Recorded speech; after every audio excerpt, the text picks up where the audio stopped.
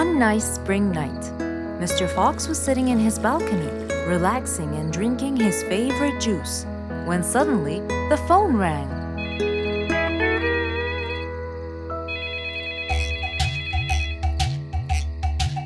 He wondered who would be calling him this time of night.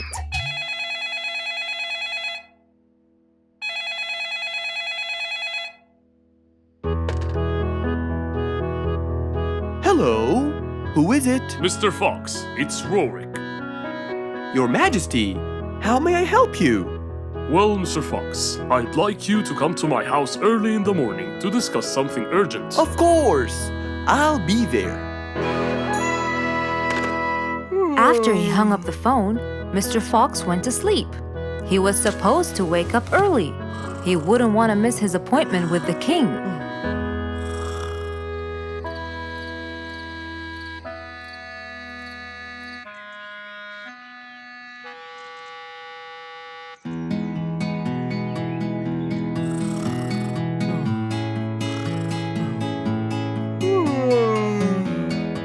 Early next morning, Mr. Fox woke up and went to wash his face. After that, he got dressed and was all ready for his appointment with the king. He got into his car and drove off.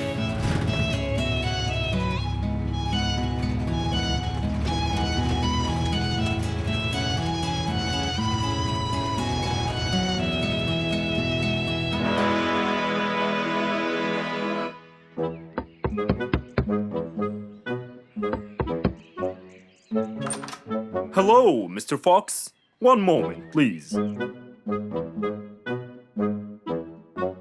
Your Majesty, Mr. Fox has just arrived. May he come in? Of course. Let him in. Come in, Mr. Fox. His Majesty is waiting for you. Good morning, Your Majesty. Hope I'm not late. No. You're always on time. How are you, Mr. Fox? I'm fine. And how's our little Frisky? He's fine. A little mischief every now and then. You can never get him to stay in one place. But thanks to your bracelet, we can always find him. Saved us a lot of trouble. It's my pleasure. So tell me about this urgent matter. As you know, our jungle's population has been increasing lately. Indeed, our population has increased. Yes, but it's getting harder to summon them all to the meeting every time. That's why I called you, Mr. Fox. I need you to figure out a way for me to reach all the animals at the same time. Let me see. I need to think this through. That's okay, Mr. Fox. But please, don't take too much time. Don't you worry, Your Majesty. I will find a solution by tomorrow. As Mr. Fox got into his car to get back home, he thought all the while about the king's request. How could he help the king with his problem? With everything else Mr. Fox has faced, this might be a slightly bigger challenge for him.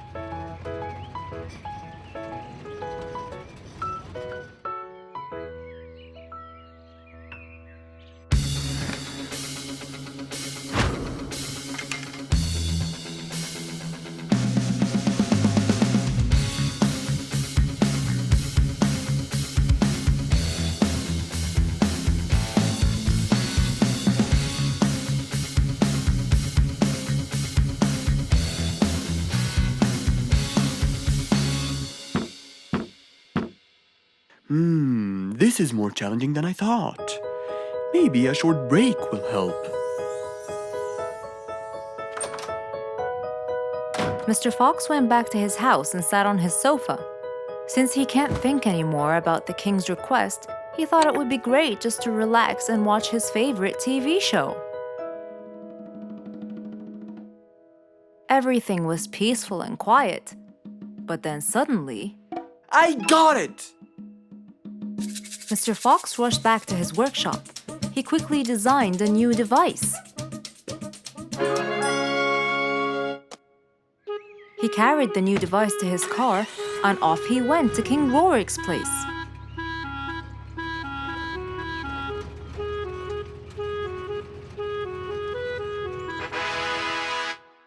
Mr. Fox, I thought you were coming tomorrow. Did you solve my problem? Yes, Your Majesty. This is a solution to your problem. That's great! But what's that, Mr. Fox? This is a megaphone. I made it specially for you. Every time you need to meet the animals, all you have to do is roar into it. Mr. Fox, you're a genius! But be careful, it's powerful. So make sure that no one is around you when you use it. Of course! I can't thank you enough, Mr. Fox. You're a great asset to all of us.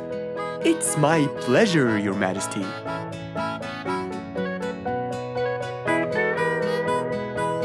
Goodbye, Mr. Fox. Mr. Fox got into his car and waved goodbye to the king. He was feeling happy and pleased. The problem was now solved, and he was able to help out a friend once more. Who can you always count on? They're always there when you're feeling down, ready to draw a smile and remove that frown. They make a bad day so much better, especially if you share toys and play games together.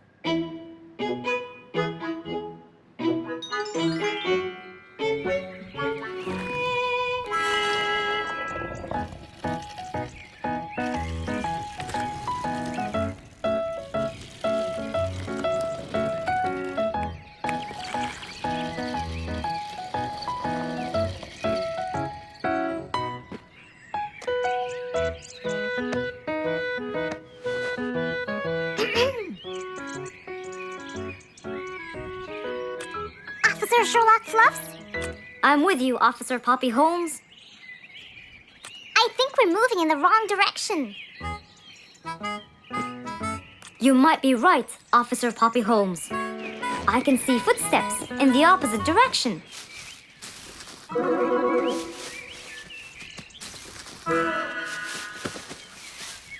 Officer Sherlock Fluffs.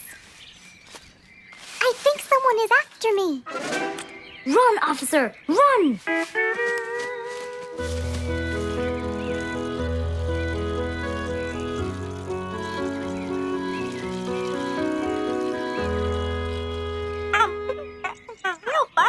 What do you mean? Poppy! Poppy! You there? Poppy! I can't believe we lost the connection. Poppy! Poppy, where are you? Filled with worry, Fluff searched and searched for Poppy, but he couldn't find her anywhere.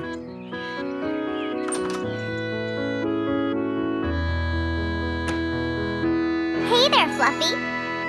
What? How come you're here? I thought you'd eventually come home. What happened to your walkie-talkie? It's not working. But we just got it. I know!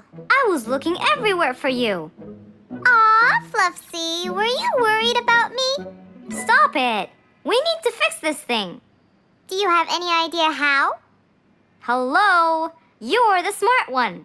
But I'm not much into technology. You know that. At least take a look at it. I did, before you came. I got nothing, really.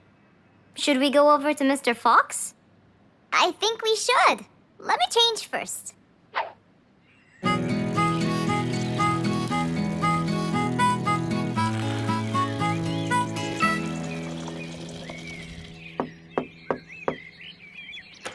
Hello?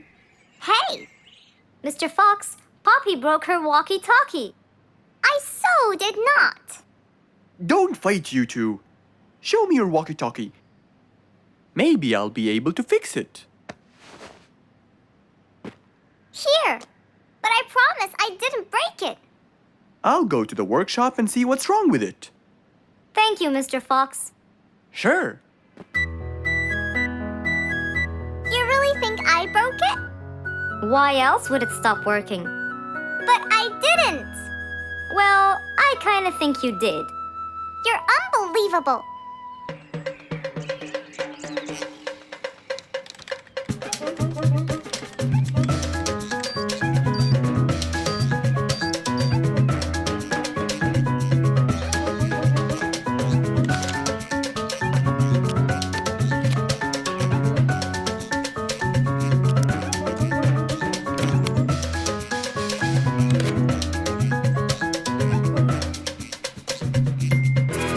It's working just fine.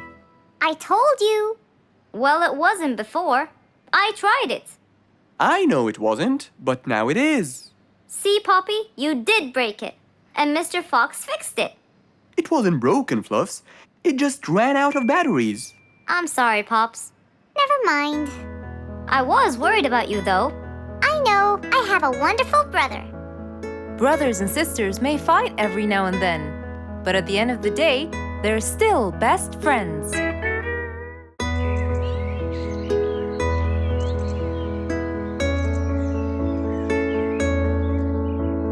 One cold morning, while everyone was shivering in their houses, Mr. Fox woke up and went to watch his favorite team play.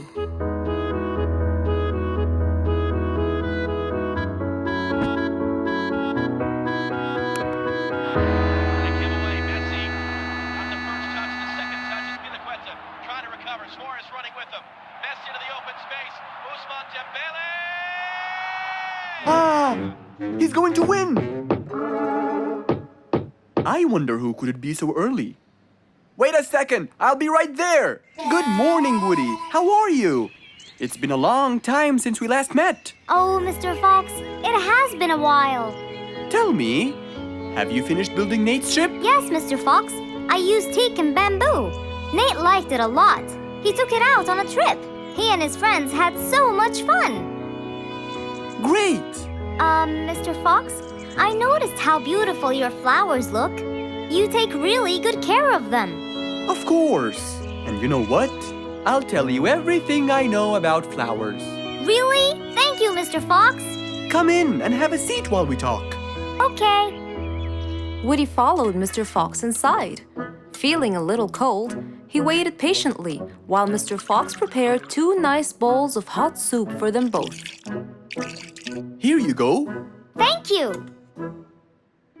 It's delicious. Glad you liked it. Now tell me, what's bothering you, Woody? How did you know that something was bothering me? I know you all too well, my friend. Okay. You know, it's really nice and warm here. Yes, warm weather helps me think and relax. Well, Mr. Fox, I'm sure you know that I've been a carpenter for a long time now. Of course. And during the winter, my business blooms. And my customers increase because I sell them the wood they use for their fireplace. Very good. But where's the problem? The problem is, they're not all the same. So each customer needs the wood to be suitable in size for his fireplace.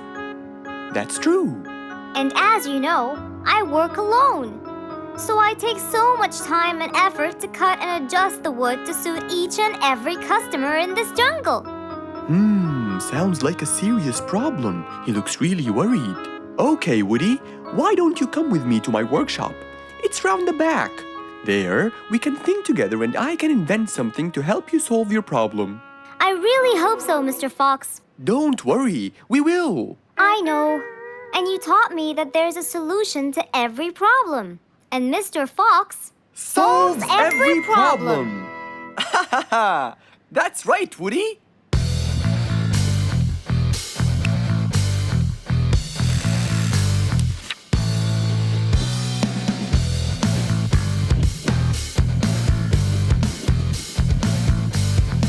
I will invent a gigantic wood-cutting machine that has the ability to choose and control the size and shape of your wood depending on what you need. What? Really? Aw, you're the best, Mr. Fox.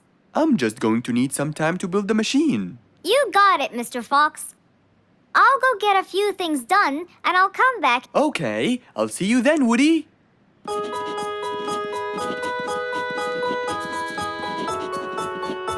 Mr. Fox started designing his cutting-edge invention. He knew that is exactly what Woody needed to help him with his carpenting business. And because he was making this device for Woody, he thought he'd add a bit of color to make it all even more special. Finally, this is it! Mr. Fox's size-adjusting wood-cutting machine.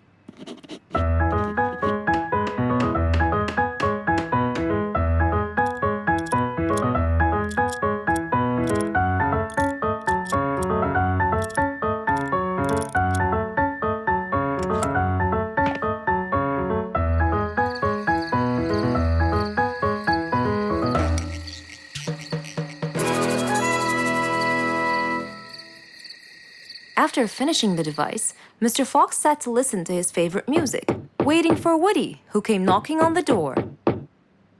Hello, Woody. You're right on time. Have you finished building the new machine for me, Mr. Fox? Of course I have. It's in my workshop. Let's go see it.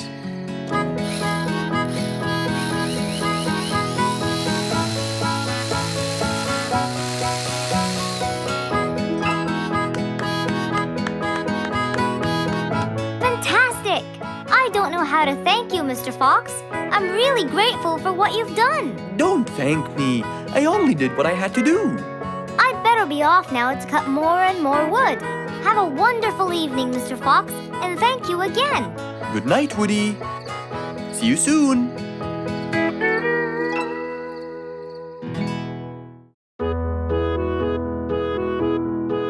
Mr. Fox was known for his kindness in helping others.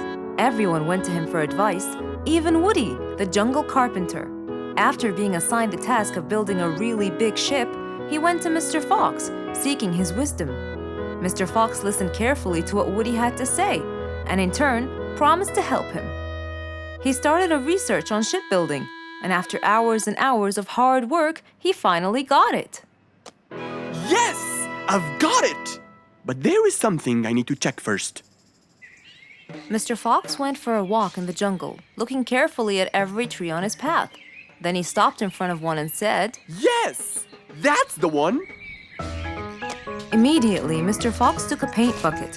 He wanted to mark the tree, so he wouldn't forget which one it was. After that, he got into his car and drove off.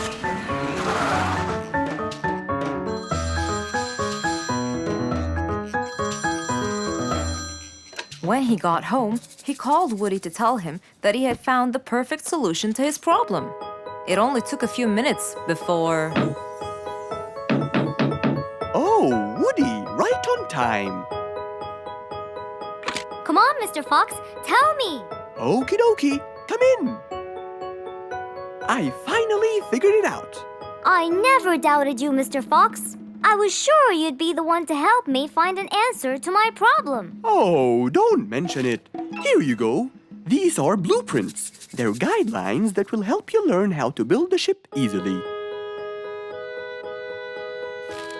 Woody started reading the blueprints thoroughly. He knew most of what was written in it, so he looked up and said, It's a lot easier than I thought. Thank you so much, Mr. Fox. Oh, but Mr. Fox, what about the materials that I'll need to build it? Here's a list of all the materials you'll need. And what about the kind of wood I should use, Mr. Fox? I did extensive reading, and I found out that our ancestors were famous for using teak in the process of building ships, as it's really stiff, strong, and it can also be shaped to have wide planks, which would help the ship to withstand the waves of the sea. But I know you don't know what teak is. Not everyone does. But come along. I think it would be better to show you the tree I found earlier in the jungle. Our jungle? Of course! Everything you dream of can be found in our beautiful jungle. Mr. Fox got into his car with Woody by his side and drove off. They headed towards the tree that Mr. Fox had marked earlier. Here's the tree. Huh? I have loads of that wood in my store, but I never knew that I could use it to build ships. I didn't know about teak either. But with a little bit of research, everything is open to you, my friend. Mr. Fox, I can't thank you enough. I'm really happy right now. I'll never forget what you've done for me. It's my pleasure, Woody. Now that I know what I should do, I'll go back and start building that ship for Nate as fast as I could. Thank you again, Mr. Fox. So, after helping his friend, Mr. Fox got into his car and drove away happily. You know, it's true what they say. A friend in need is a friend indeed.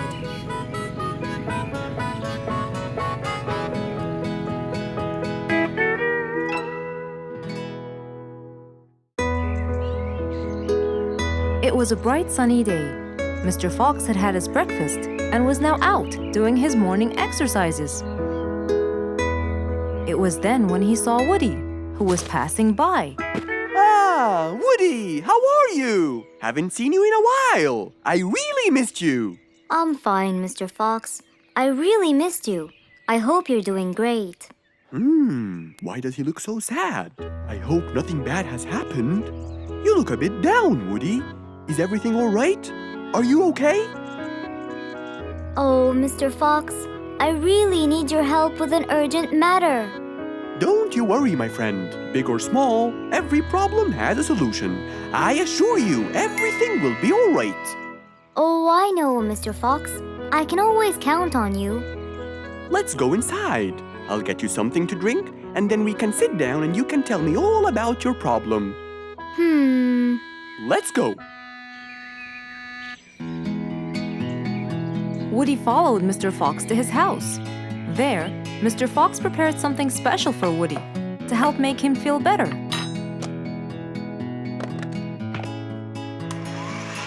I made you some fresh orange juice. This will help you relax and cheer you up. Oh, you're very generous. I love orange juice. Thank you.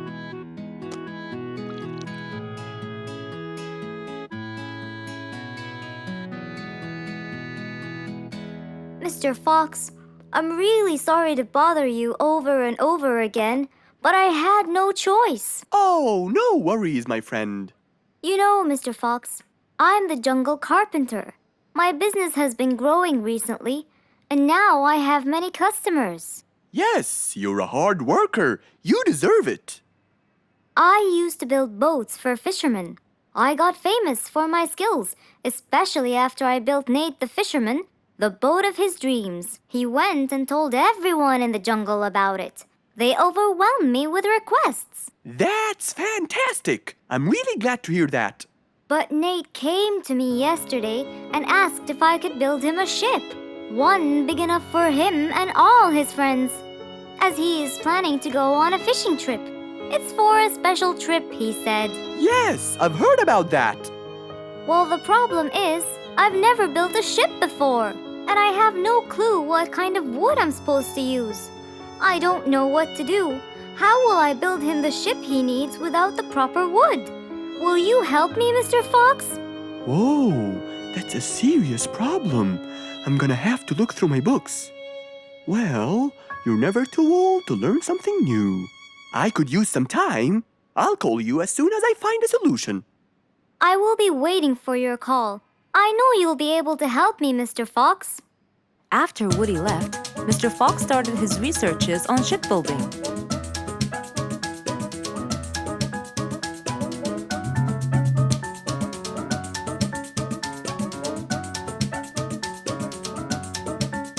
After hours and hours of hard work, he finally got it. Yes!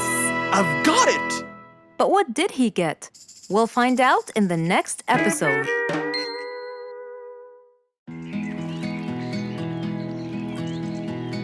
What a beautiful morning! Mr. Falcon should have been here by now. He was supposed to get me some sugar candies from the other side of the river. I can't cross that river on my own. I can't swim.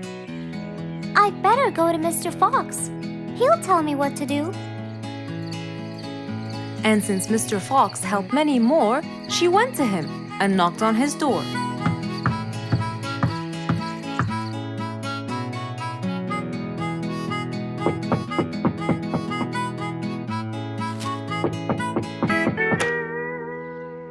Who's there? Over here, Mr. Fox.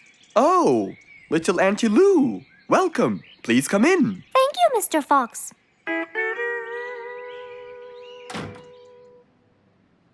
What can I do for you? Mr. Fox, my problem might seem small, and I know how busy you are, but Don't worry, Auntie Lou. Whatever it is, we'll find a solution. Tell me, what's bothering you? sugar candies. Sugar candies? But you love them. Yes, Mr. Fox, I do. That's the problem.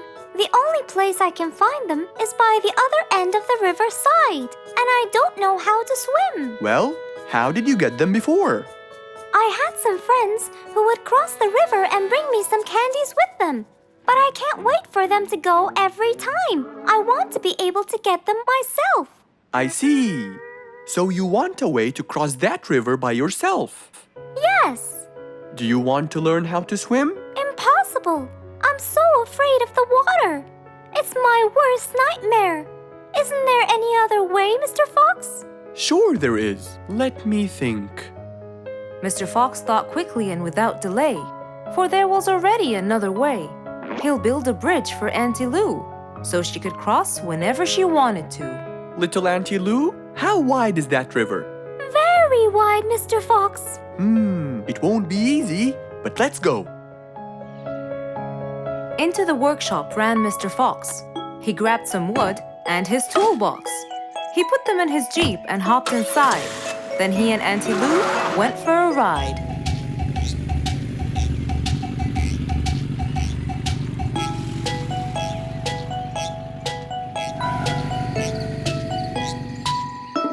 Little Auntie Lou, that's not a very wide river.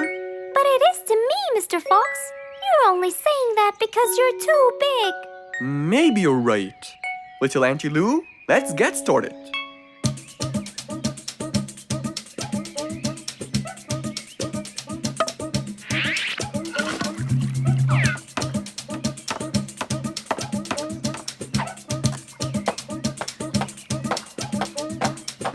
Finally, the bridge is complete. Mr. Fox, that's exactly what I wanted. Thank you so much. I'd better be on my way to collect the sugar candies.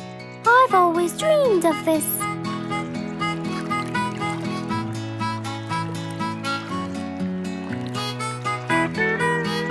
Enjoy the candy, Little Auntie Lou.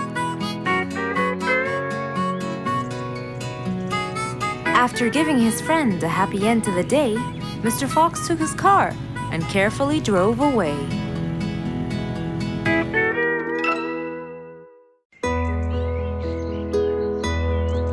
It was a bright, early spring morning.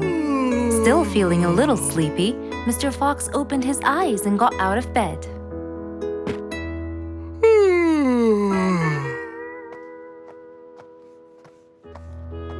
Since the weather was beautiful outside and awfully tempting, Mr. Fox decided to go for a walk in the jungle. The sun was shining, the birds were twittering. It was a very peaceful morning. Well, sort of. Worried that something terrible could have happened to one of the animals in the jungle, Mr. Fox sprinted towards the sound. Are you kidding me? You're the size of an air balloon! Are you making fun of my size, you piece of you? What? Take that back now, you... No! I'll never take it back! This was all your fault! No, it wasn't! It was yours! No! It's always your fault! Now, calm down. Oh, Mr. Fox, I'm so glad you passed by. You're the only one that could solve my problem. Solve your problem? No, Mr. Fox will solve our problem. No way! What you did was a total crime. So not true. You're the one who started it all and injured me, you big There, calm down. And just tell me what happened. He woke me squeezed up. Slow down, one at a time. Mr. Panda, you go first. Thank you. Now, I was walking heading to my house when I realized that for me to get there, it will take me 12 minutes. And I was so tired and sleepy. So I thought about it, and I realized I should just lay here for a while and take a short nap. And just as I was starting to get comfortable, I found little chicklets screaming with the highest pitch into my ears, Mr. Fox.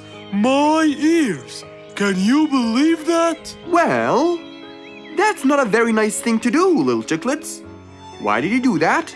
But I didn't, Mr. Fox. And how is that? I was heading to my favorite lake, and I was walking just right behind Mr. Wicks, when all of a sudden, out of nowhere, he decided to lay down and fell to the ground and squeezed my beautiful wing.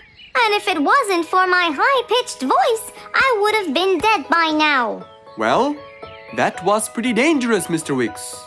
What should I do, Mr. Fox? I was really tired and I needed my nap. So I took it. What should a panda do to take his nap?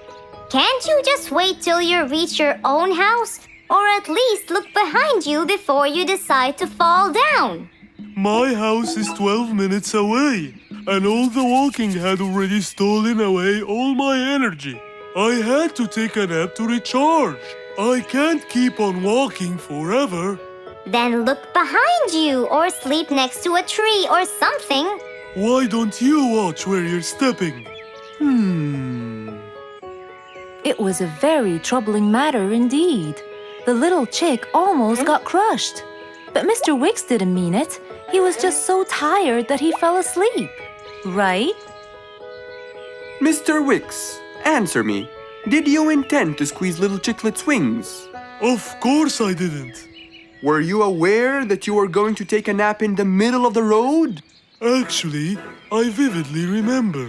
I walked to the tree side first, but when I woke up, I found myself in the middle of the road. How many naps do you need per day? From 5 to 7, I would say. Did you take a nap before you decided to head home? Of course. Do you usually nap in between? Not always, but today I went so far from my house.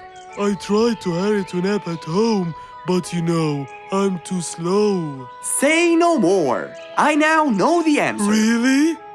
Yes. Worry no more, little chicklets. From now on, Mr. Wicks will always nap at his own house. Just a second. Aha! There it is! Is that what they call caffeine? My, I didn't think it was that huge. No. It's something even better. Better than caffeine? And chocolates too.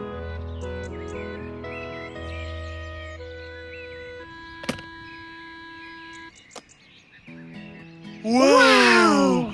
Rollerblades! So you'll be able to move fast and reach your house as fast as you can. Oh, can I try it now? Sure you can. Wow! Whee! Yahoo! Thank you, Mr. Fox. Anytime you need me, I'll be there. Just imagine if you woke up one day and all your food was gone. Your house was a big mess and the oven was turned on. What happened exactly? You really can't tell. But that's what happened to our friend Giselle.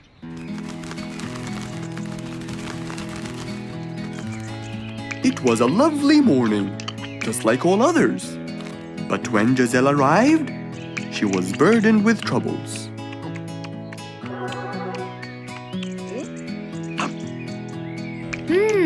These are good.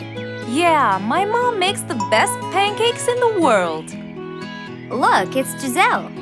Hey, Giselle, come join us. Have some of these delicious pancakes. Thanks. I'm not hungry. What's wrong, Giselle? You guys, I think a thief broke into my house. What? Food has been going missing from my home, but I didn't think much of it. But the amount of food disappearing kept getting bigger and bigger. And yesterday, all of my food went missing. And there was a huge mess at my house. I even found the oven turned on. My house could have burned to the ground. Oh, I'm so sorry to hear that. Are you okay? This sounds really dangerous. What if this happens to my house next? Calm down. Whatever it is, I'm sure we can deal with it. Giselle, let's go to your house and check it out. And so, they left for Giselle's house. They had no idea what would be waiting for them. Oh dear, what a mess. Did you not hear them at all? I heard noises, but by the time I got up, they were gone. Did they take anything else other than food? No, nothing else is missing. So how do you explain all this mess? Maybe they were trying to find their way in the dark. I think Bingo's right. They didn't want to turn the lights on so no one would see them. Yes, but there are more important things. A thief had been here last night, and I don't think Giselle had time to worry about all the dishes. You're right. These are not mine. I didn't use these. That means that whoever was here didn't just steal the food, they ate it all here. That would explain why the oven was on. They cooked. Okay, calm down. We'll figure out a plan to catch them. But first, let's clean everything up. They started cleaning the house, trying to help their poor friend out, while being so worried about what's going to happen next. Any idea how we're going to catch them? I have an idea. We'll have a neighborhood watch. You know, we'll stay up around the house so we can catch them as soon as they come near. Sounds great. Giselle, why don't you go and get some sleep? We'll take care of it. Thanks, guys. They all sat in anticipation, ready to jump on the thief without any hesitation. But hours passed by with no one in sight. They started to become very, very tired. Does anybody else feel a little bit sleepy? Yeah, and cold, and a little hungry.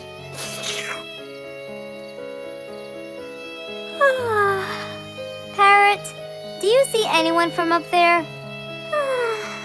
No, no one's around.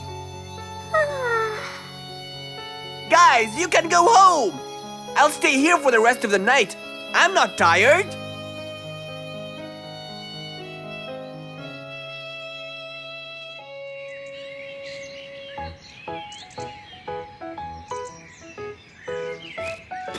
Good morning.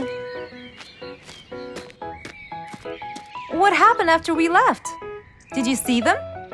I heard a noise from the bushes near the house, but no one was there. They must have seen me, got scared, and ran away. Wow, you must have looked so tough. How did you get them so scared? I'll teach you guys. First, you have to stand chin up, hands on your waist, and look so focused. Then, you walk back and forth in front of the house, so they wouldn't have a chance. Don't get distracted by anything, and most importantly, carry a weapon. A weapon? Yes, these are mine. A salt shaker and a ladle? It's a pepper shaker. You sprinkle it in their eyes and then hit them with a ladle. Ooh, scary. Okay, I think I got it. I'm going to be on neighborhood watch duty tonight. I'll go get ready. See you all later. And so, with a big responsibility to bear, Bingo guarded the house, steady and aware.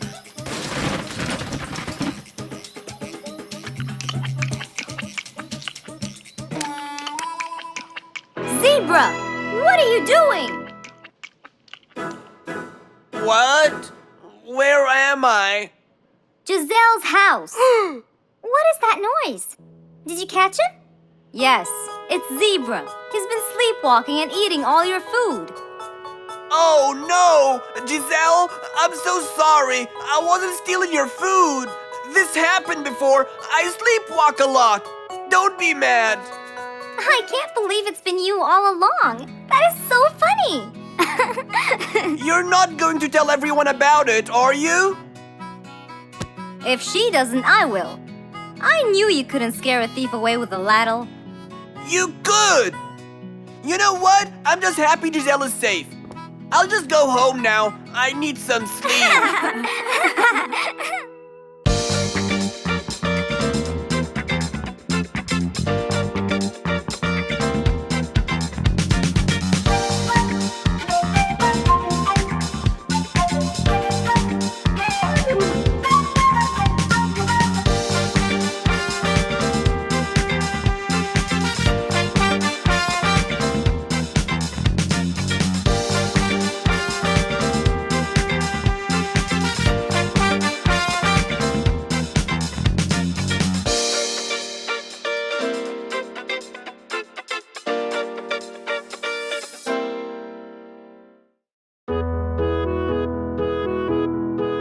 Mr. Fox was known for his kindness in helping others.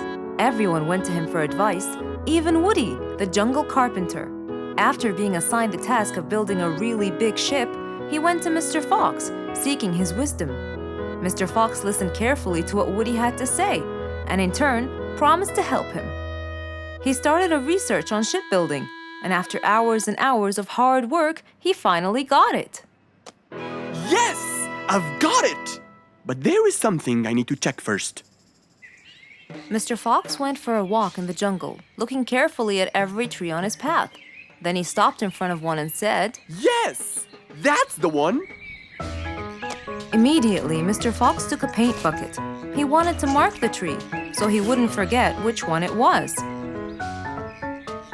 After that, he got into his car and drove off.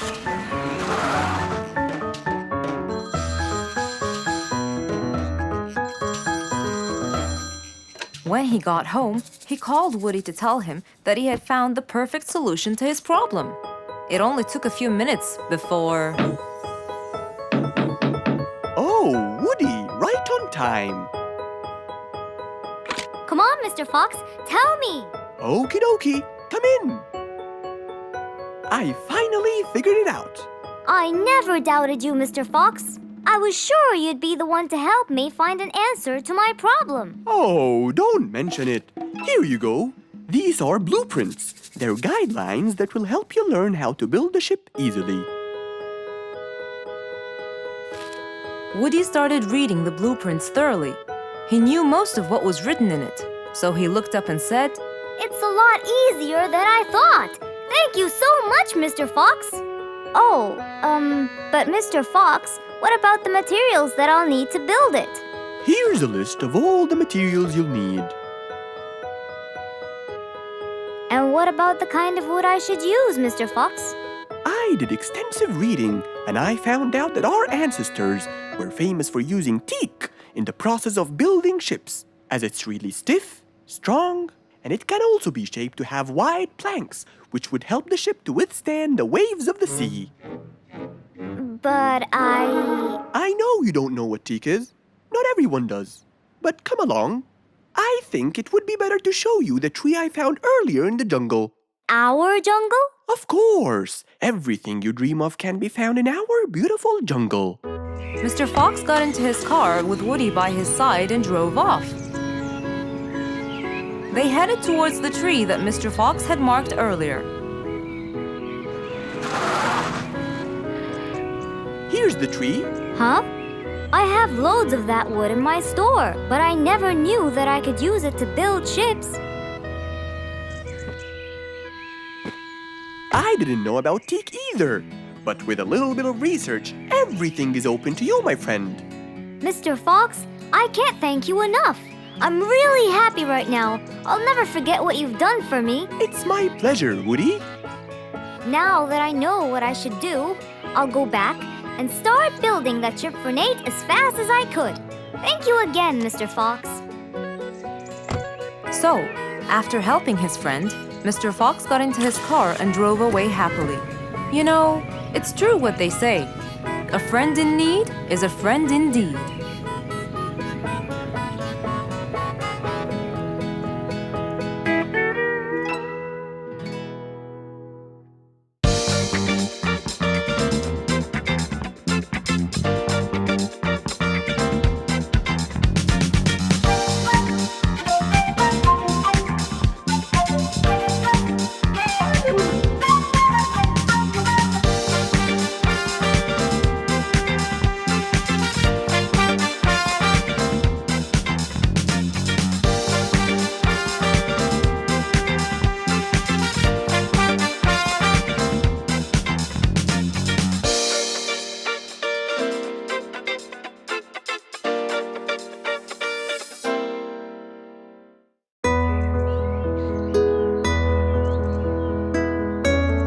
One bright sunny morning, as Mr. Fox was having his morning coffee and reading his newspaper in the balcony, his phone rang.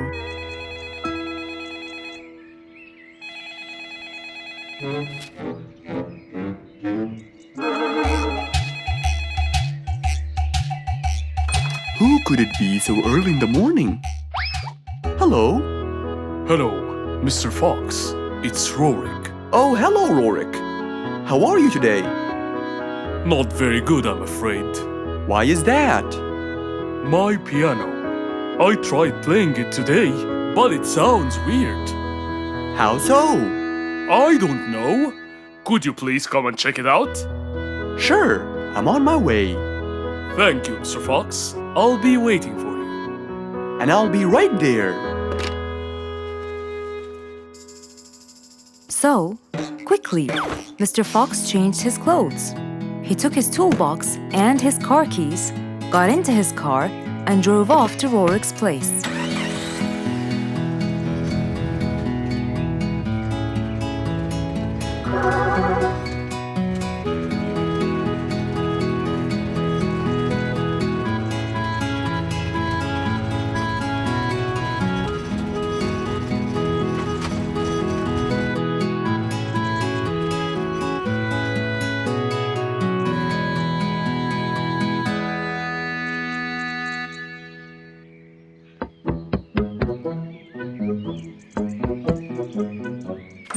Hello, Mr. Fox. One moment, please.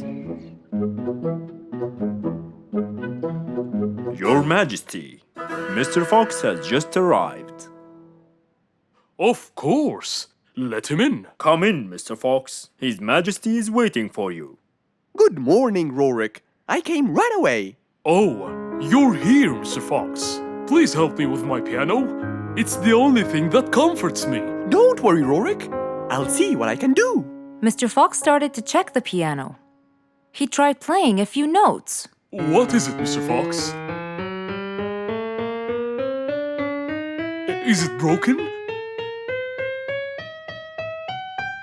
Mr. Fox, please answer me. It sounds horrible. It's not broken, Rorik. It just needs tuning. Do I have to buy a new one? No, Rorik. It's very simple. I can tune it for you. Really? Thank you, Mr. Fox. I almost had a heart attack. However, Oh no, not that word. I'm sorry, but it might take a while. Oh, it's okay. I can wait. Okay then, I'll get started. Please, Mr. Fox, do your best. It's my everything. Don't worry, it'll be good as new. Mr. Fox opened his toolbox, grabbed a few things, and started to work.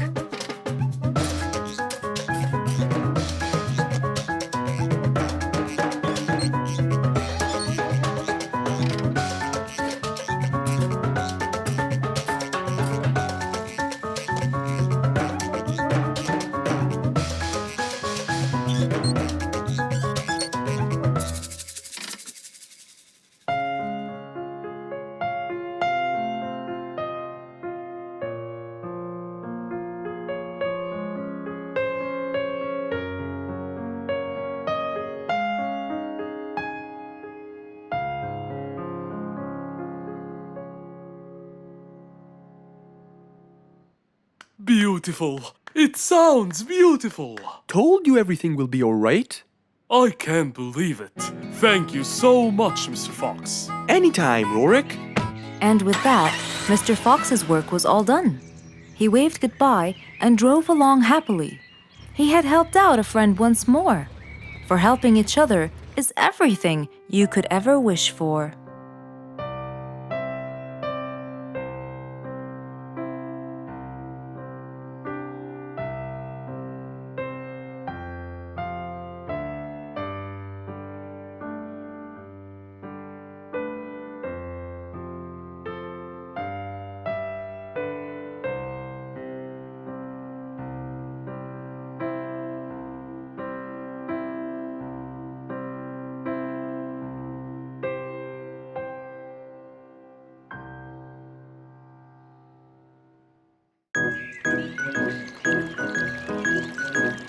It was a nice warm autumn day. Mr. Fox was doing his morning exercises, sit-ups, push-ups, and running on the jungle track. A very refreshing start to the day. But then, unexpectedly, fog started to form, stopping any plans to enjoy the beautiful weather. Why is there fog covering the whole jungle? This is really strange. It's been happening a lot lately. I really hope everyone's all right. I should head home now. Oh, I think I should probably stay home today. I don't have my morning newspaper yet. And how would I? It's impossible to see. Aha! Wait a minute. I'll try calling Mr. Falcon. He'll definitely tell me what's going on. Mr. Fox held the phone and dialed Mr. Falcon's number.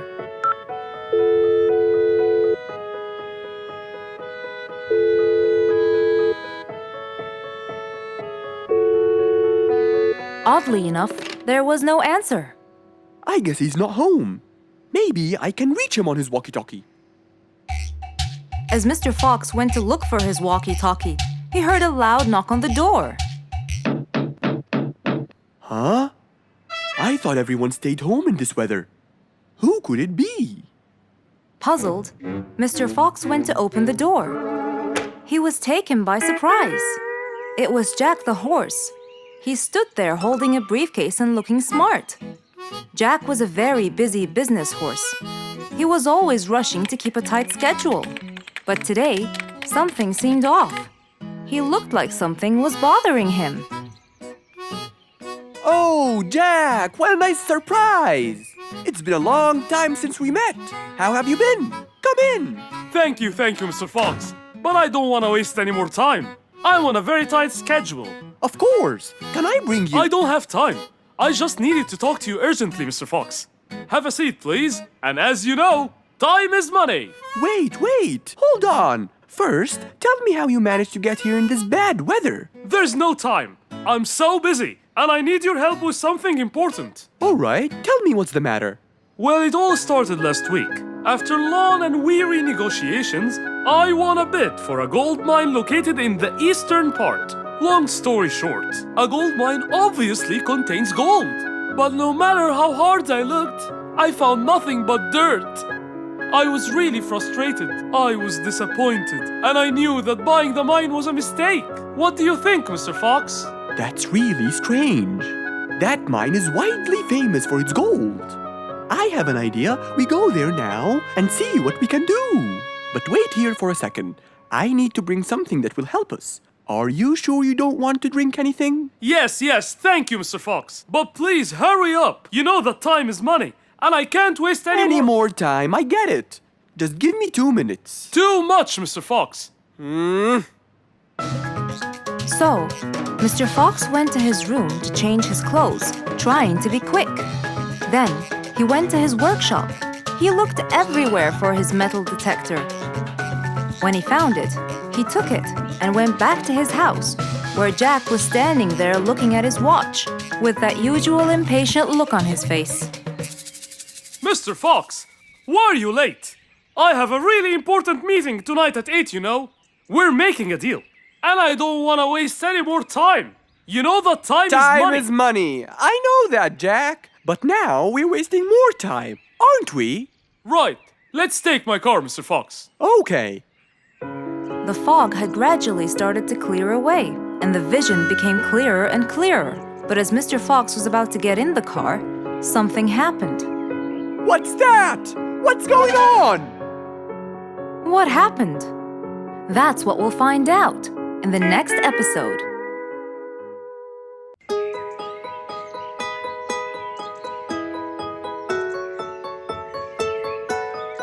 Beatrice was a little energetic bee.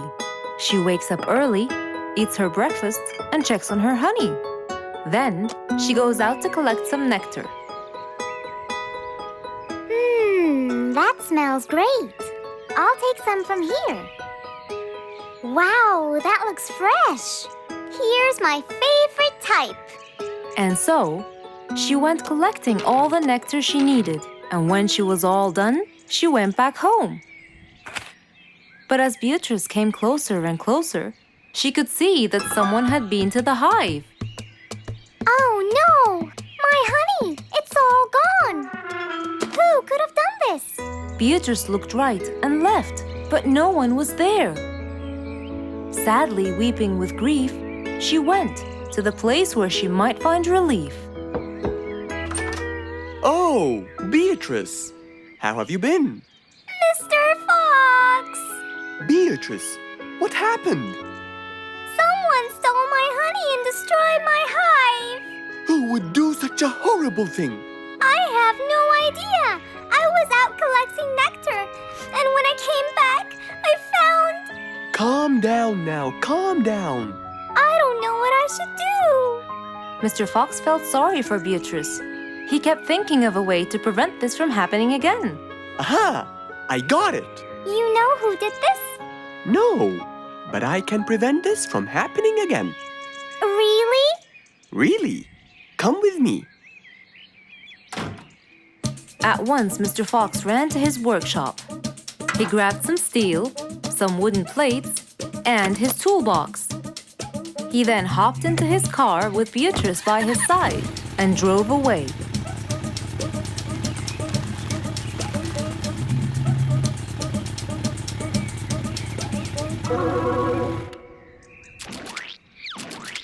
Oh, See? I told you. It's a complete disaster. you were right. But don't worry, everything will be okay now.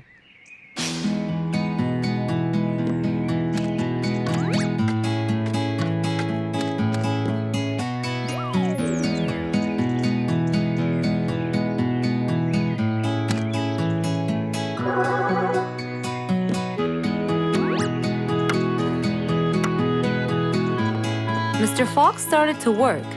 He got the wooden plates and built a box out of them, which he put on the tree branch. Then, he surrounded the box with steel. He made sure the nails went in properly and made a door for little Beatrice. Now, all done. Wow, it's amazing. Thank you, Mr. Fox. There, take this too. And what's this? This is the key to your hive, so no one would enter without your permission. Really? Oh, I can't thank you enough. Don't worry about it, Beatrice.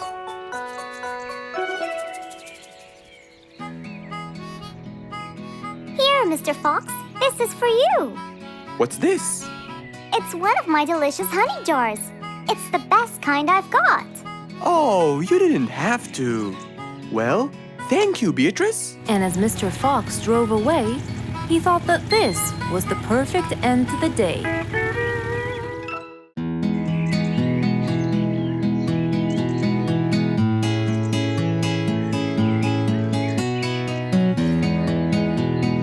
Spike the Dragon always bragged about how good he was at photography.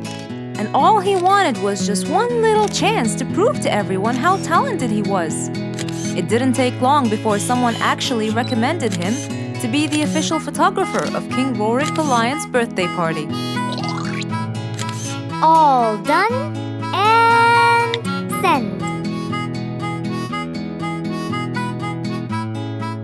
Wow! That's a nice picture! Now we know who'll be our photographer. And immediately, Mr. Tiger sent a message to Spike. Oh! Finally, someone recommended me. I won't let them down. I promise. And so, Spike started to train and practice some more. His pictures were beautiful, and he felt so happy. Everything went well until the morning of the party.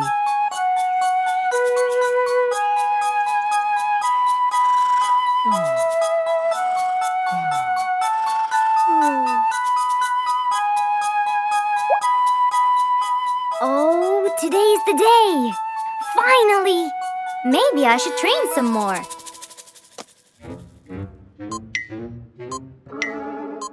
Huh? Oh no! What have I done? While Spike was testing his camera, he pressed on something that changed his camera settings. Now all his pictures turned to white. Spike tried to change it back. He cleaned his lens and checked his filters, but all was in vain. What will I do? Oh, what will I do? I must go to Mr. Fox at once.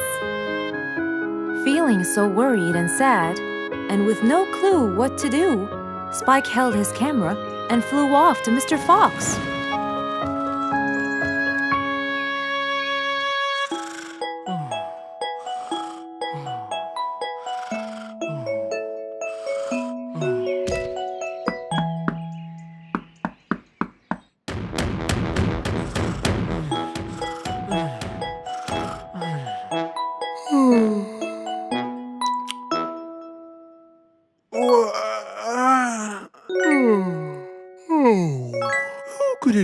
this early?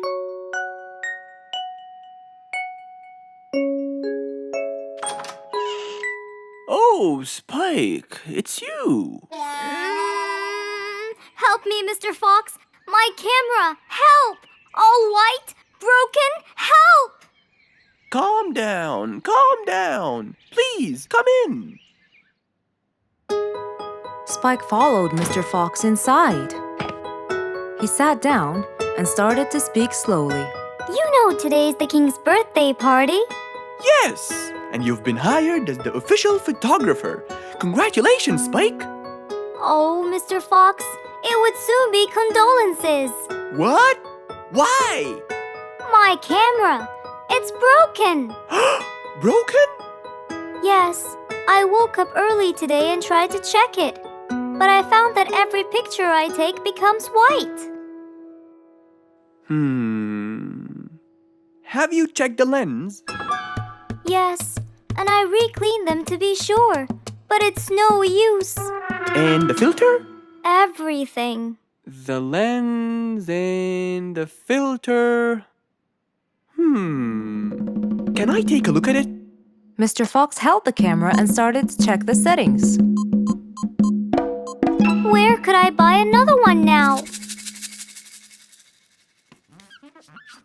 Do you have a professional or digital one? I don't think you'll need it, Spike. I'll go straight to prison, right? No, it wouldn't be fair to send the most talented photographer to prison. They'll all laugh at me. Are you sure about that?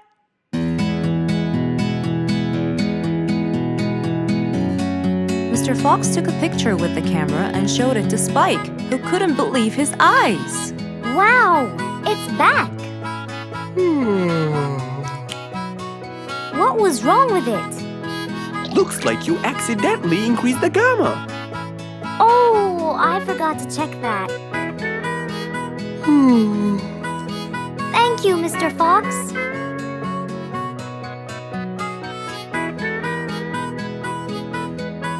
I'll go now. See you at the party. That would be awesome. With that, Spike walked out of Mr. Fox's place. He went back home with a smile on his face.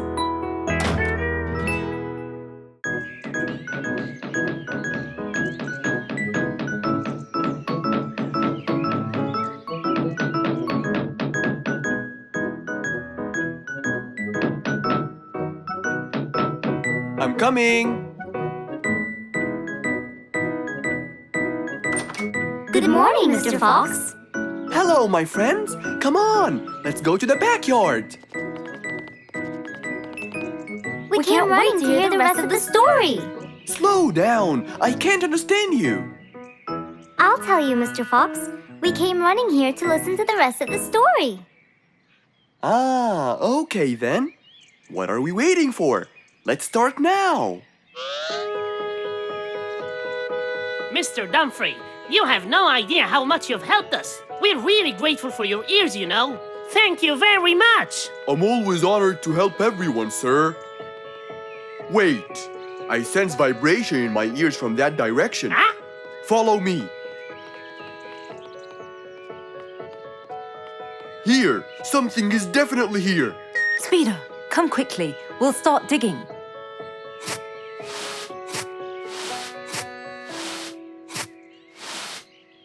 Speeder, wait!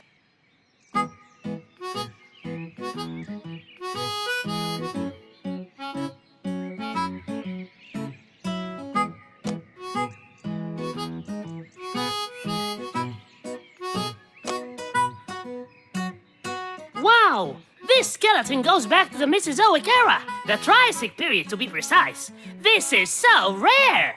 Oh my, the Mesozoic era. What an extraordinary discovery! But we have to make sure. Of course we will. We still have more sites to excavate today. Are you ready, Mr. Dumfrey? No problem at all. But I'll need some juice barrels to regain my powers. Speeder, bring 3 barrels of juice for Mr. Dumfrey immediately.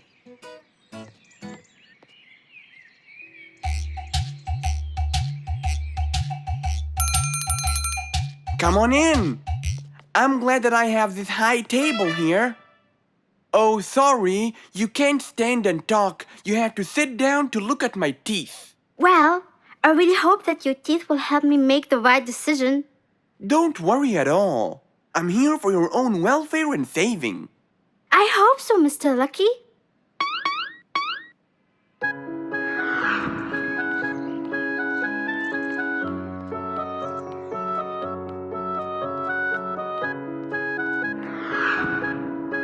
Oh, I knew it! This new job won't suit me. I can't thank you enough, Mr. Lucky. You saved me from a lot of trouble. You're a very important person in our jungle. No problem. I believe I was gifted to protect and help the people. If I didn't live up to the gift, it might be taken away from me. It was nice meeting you, Mr. Lucky. I'm sure you're gonna save lots of people as you did for me. Number 82, please come in.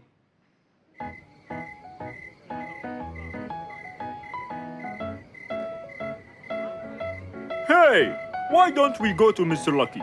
We need to know his final decision. I'm sorry, I can't today. Mr. Dumfrey discovered an ancient site last week, and I really want to go to the opening ceremony. They became very famous. If I want to stay in control, I have to know their weaknesses. Maybe reading about gold will uncover the facts. Hello, Fangs. Long time no see. Last time you came here, you were very young and you came with your mother to buy a book. Yeah, it was a long time ago. So you came to read, huh? Reading is very important. I read everything in this library. That's great. Now, I need a book about gold. Ah, gold. It's becoming the mainstream nowadays. A rabbit with a golden tooth and a camel with a golden ear. I think there is a relation between the two. And I think you're losing it because of all this reading. There can't be a relation between both of them. What? Nothing. I just meant that the book that I need has nothing to do with those gifts. I'm just researching about gold and its medical use. You know, for the new technology. There it is, Mr. Gold Researcher. Thank you. And since this is my first visit to the library from a long time, you'll give it to me for free, of course. Goodbye, Mr. Bearlato. Huh? Who said it's for free? That old bear is really smart. It must be the reading that made him understand the connection between the two gifts. I think reading makes you understand a lot of stuff and gives you knowledge. Fortunately, not many people read in the jungle.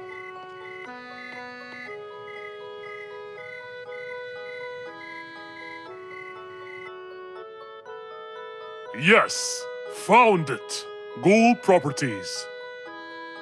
Gold is known for its shine, and to keep gold shiny, scientists use a substance called ammonia.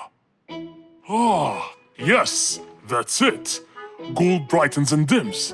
When anyone looks into Lucky's teeth to see their future, it becomes clear as a mirror. And if a mirror is not as clear as crystal, no one will see anything. I can buy 2 liquids. One to dim the gold, and another to brighten it. And then I'll enter his house. Oh, I mean my house. And put the dimming liquid on his teeth. And when the glow fades, it will surely affect Dumfrey's ears as well. The letter said it. And I'll be in control of both powers. Oh yes, no matter what they do, they'll never be able to stop me! And that was the end of our story for today, my friends. We have to stop this Fangs. We can't let him just do all these evil actions. Calm down, Giselle. Yes, that Fangs should get what he deserves. Well, do you still remember what I told you yesterday? Yes, good always wins over evil. Well done. But don't be late next time.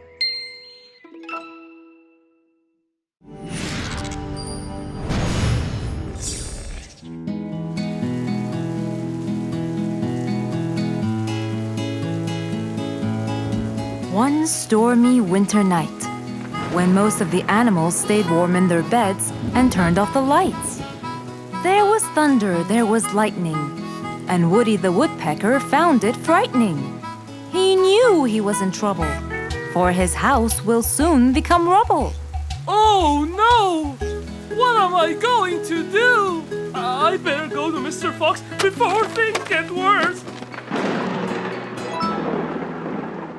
With a nice cup of hot chocolate, Mr. Fox continued reading his book when the doorbell rang. It was winter. No one would walk in the rain unless they had a complaint. Woody, what are you doing walking around in such cold weather? Hurry, come in.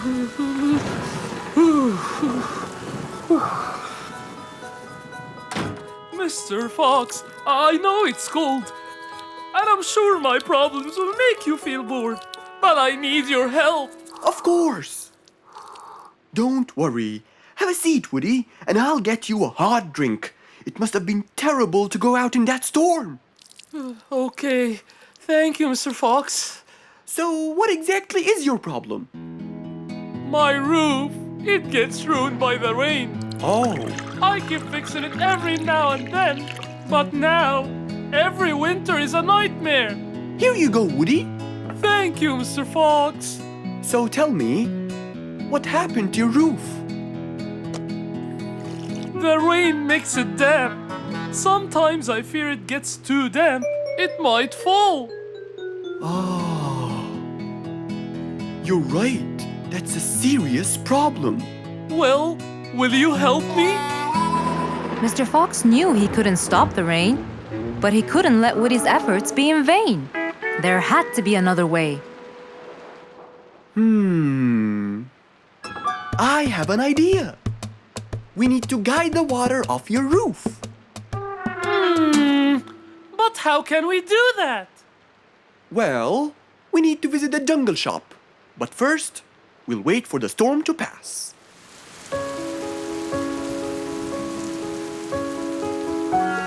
Finally, the storm faded away, revealing a bright, warm, sunny day. I think the weather is better now. Let's go, Mr. Fox. Mr. Fox and Woody hopped into the car, and off they drove to the jungle shop. So, what will we buy from here, Mr. Fox? A sloped roof. A roof? But how will we transport it? Oh, don't worry. There's a new type of roof. They sell them like, pieces of a puzzle. Oh, that's smart! Yep.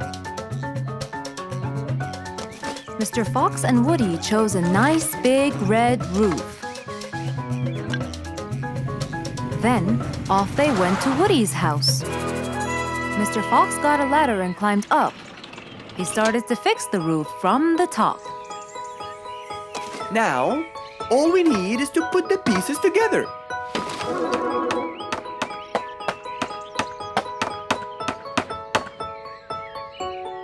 All done. I'm coming down. Wow, it looks great!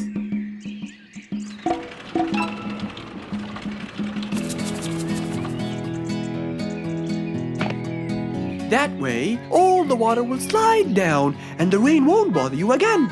So, does that mean no more rainwater will enter my house, Mr. Fox? Of course not. I guarantee it. Oh, I'm so happy! Thank you so much, Mr. Fox. Oh, it was nothing. We all like living in a dry, warm place in the winter.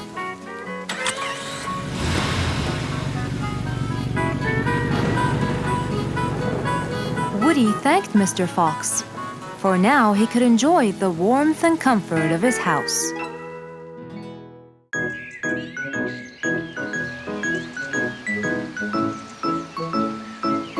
It was a beautiful Saturday morning. Since the sun was shining and the weather was nice, Mr. Fox thought it was perfect for morning exercise.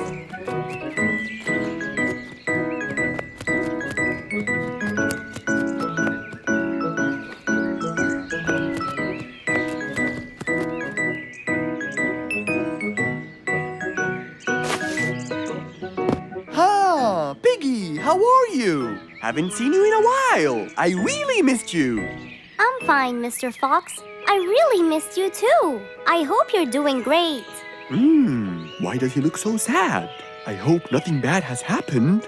You look a bit down, Piggy. Is everything all right? Are you okay?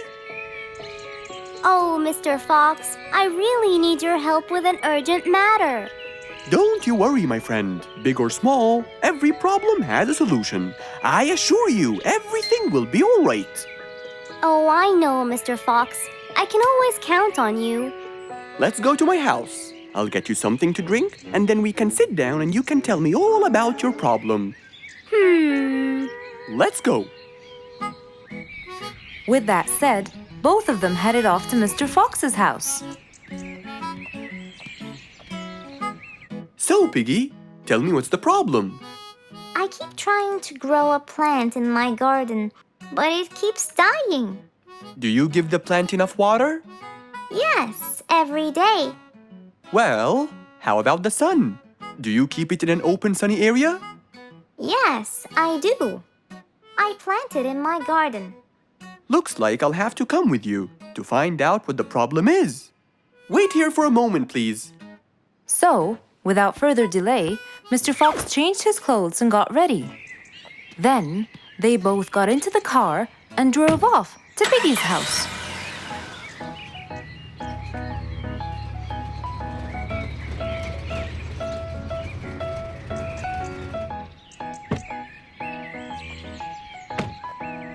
Look, Mr. Fox, these are the plants I told you about. Little Piggy, the plant you're trying to grow is ivy. And ivy likes to grow on something firm, like a gate or a wall. That's how they grow so tall. Ivy? I thought it was just an ordinary plant. Well, you can still grow it on the garden wall. Piggy, do you have a ladder? Yes, Mr. Fox, over there. Okay, come with me. Hand me the drill, please.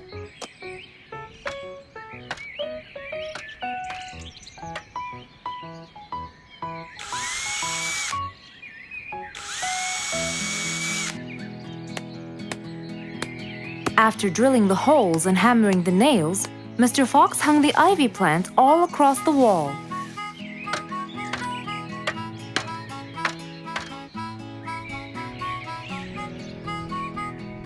Now, when the ivy grows, it will find this wire to hold on to. I got it. Thank you, Mr. Fox.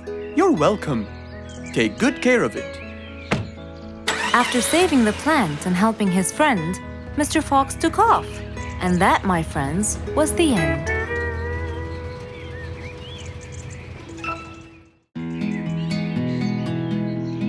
It was a beautiful morning. The sun was shining brightly over the jungle. And seeing how nice the weather was, Mr. Fox decided to go for a walk.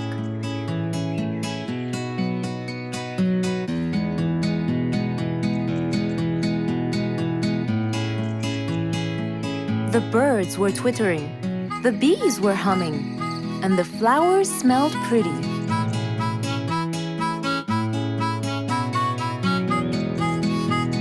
As Mr. Fox was passing by Bingo's house, he saw him doing something really strange.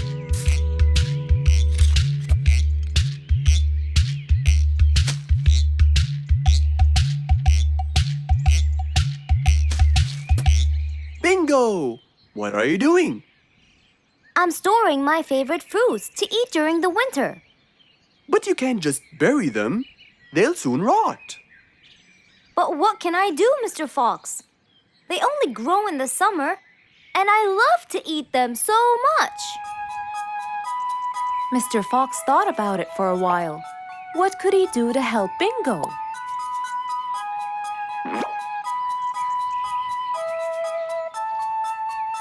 Don't worry, Bingo. I think I have an idea. Really? What is it? You'll have to wait and see. I'll just run to my workshop, and I'll be back before you know it. Okay. Mr. Fox went back to his workshop and gave it some thought.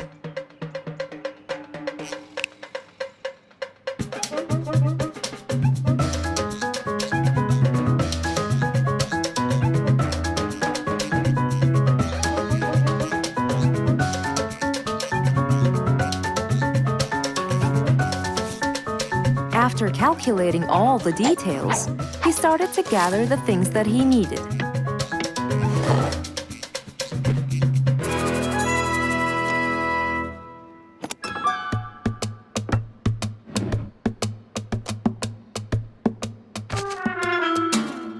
Then he took his toolbox and his car keys, and of course, the glass plates. He put them all in his car and was on his way.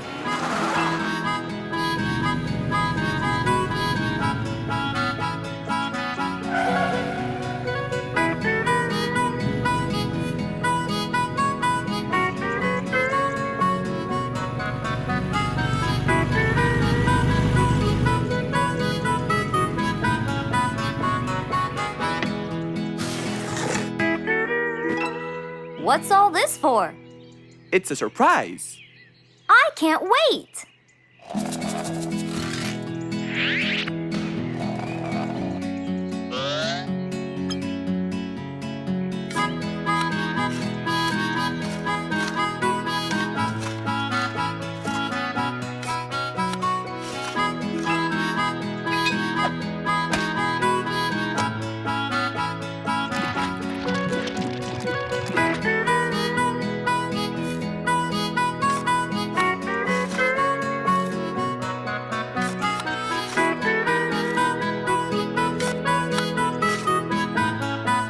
Mr. Fox was almost done, and Bingo was watching him, looking slightly puzzled.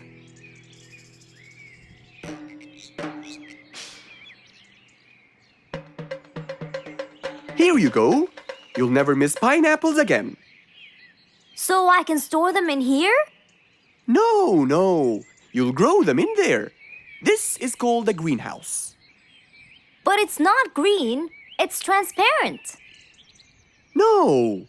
It's called green because we can grow green plants and fruits inside it whenever we want. Oh, so now I can have pineapples whenever I want? Yup. Anytime you want. Awesome! Thank you, Mr. Fox. Glad I could help. Here, this is for you, Mr. Fox. It's the best one I've got. Oh, that's very nice of you, Bingo. I love pineapples. Now you and I can eat them anytime we want. After helping out his friend, Mr. Fox went back to enjoy the rest of his day.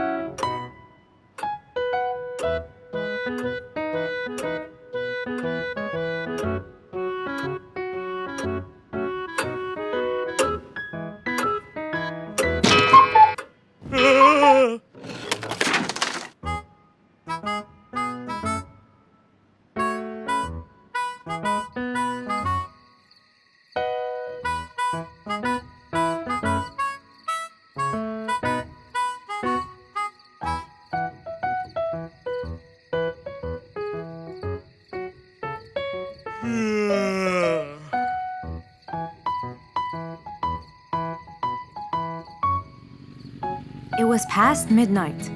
Mr. Sleeperson Koala was on his way home from work. The streets were empty and quiet. He was falling asleep. He tried really hard to keep his eyes open, when suddenly the car stopped for no reason. And Mr. Sleeperson didn't wake up, as if it was the hibernation season.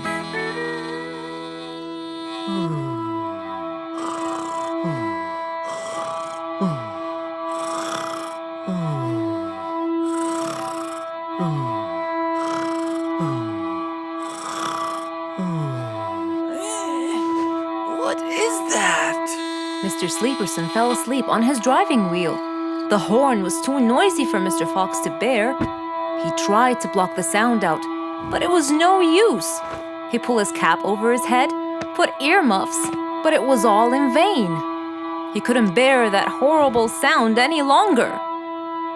What a horrible sound! Who could it be this late at night? Mr. Sleeperson! It's you again! What brought him here this time of night? And he slept on the driving wheel. Excuse me. Mr. Sleeperson!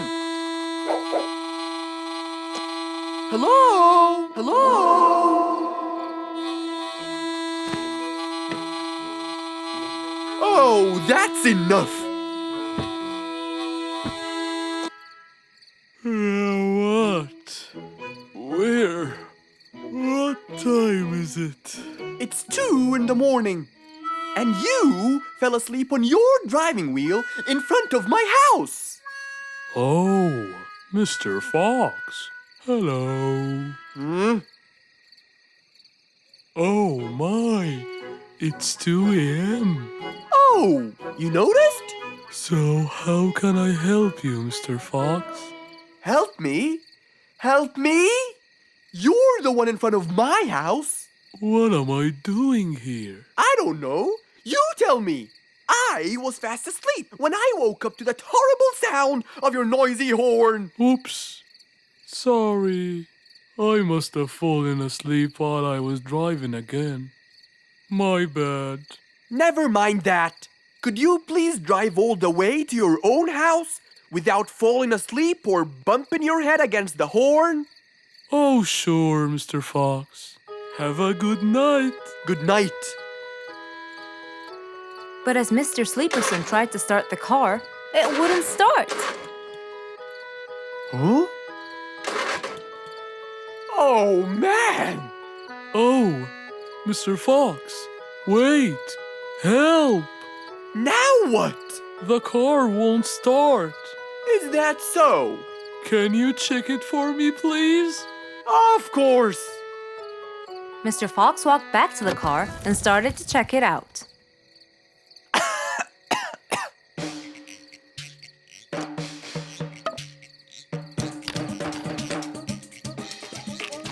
Everything seemed fine. However, when he lowered the hood cover, he found Mr. Sleeperson sleeping in the back seat. He couldn't control his anger. He banged the hood cover. But Mr. Koala was still asleep. Mr. Fox decided to hop into the front seat and try to start the car himself. Huh? Mr. Sleeperson! Your car is out of fuel! Who? Where? Your car is out of fuel! No way! Oh, What will we do now? you have to fill the tank! Okay. Mr. Sleeperson! What? Wake up! I'll fill your tank for you. I have some fuel in my house. Oh, that would be great.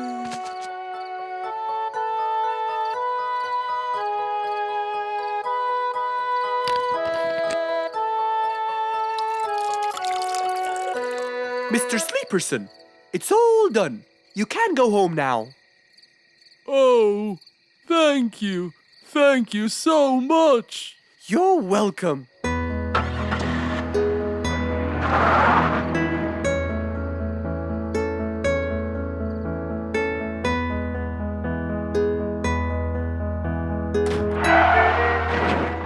Oh, not again!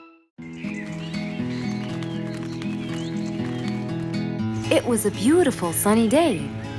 Feeling bright and early, Mrs. Sharpie was on her way to work.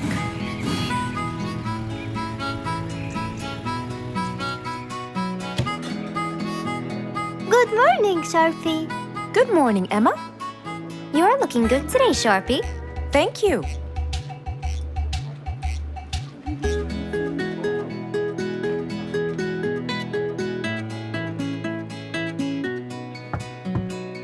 Come in. Good morning, Mrs. Susan. Oh, good morning, Sharpie. Today's gonna be a special day. I hope so, but why? Well, we have more packages that need to be delivered to their owners on time. And there's a special package for the king. I'm on it, Mrs. Susan. After piling them all up, Mrs. Sharpie went to deliver the packages.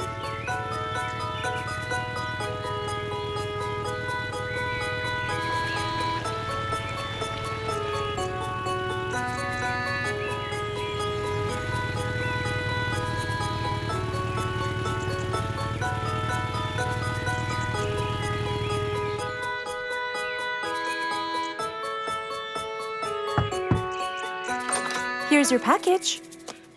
Thank you, Sharpie. Just in time. Looks like delivering the next one is gonna take some time. After safely delivering the package to Mr. Camel, Mrs. Sharpie took off to the opposite side of the jungle to deliver a package for Mrs. Deer.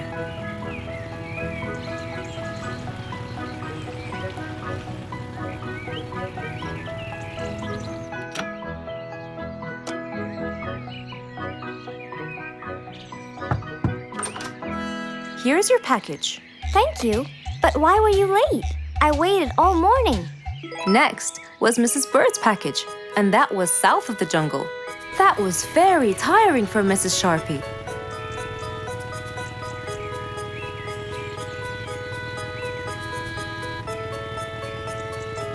Mrs. Bird! Mrs. Bird! Here's your package. I thought you weren't coming. Thanks anyway. Next was Spike the Dragon.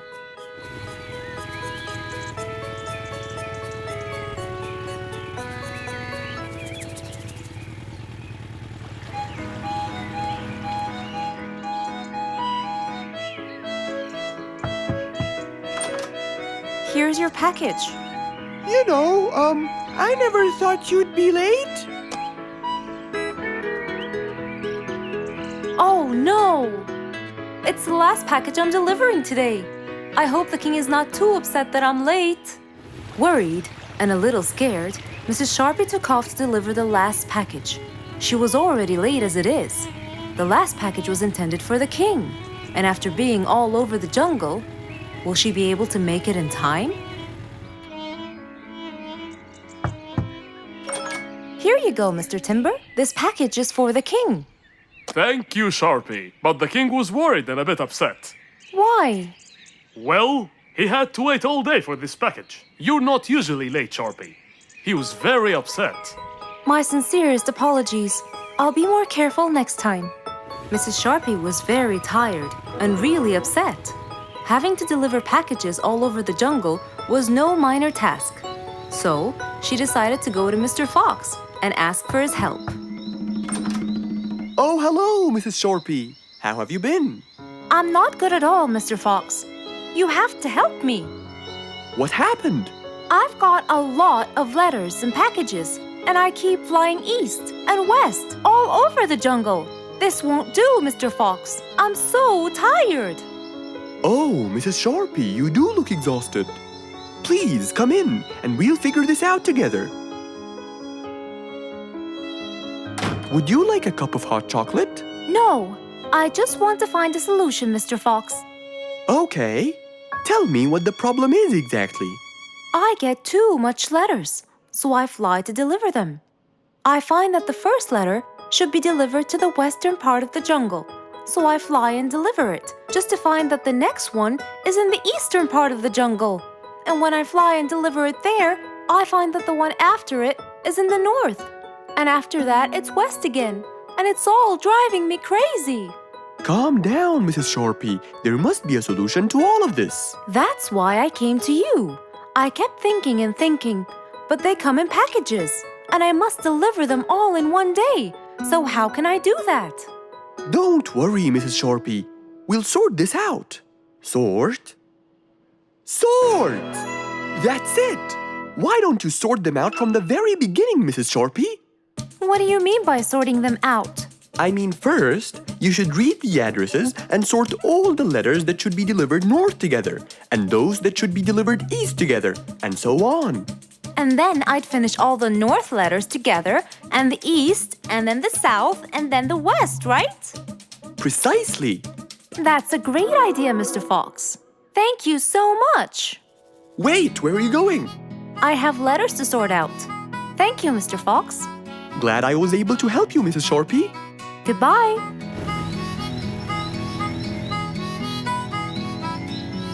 Happy with the solution she got, Mrs. Sharpie took off and looked forward to a new day with her new planned plot.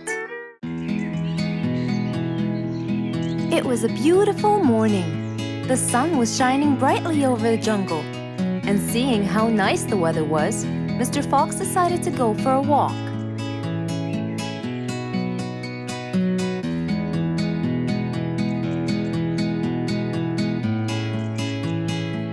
The birds were twittering, the bees were humming, and the flowers smelled pretty.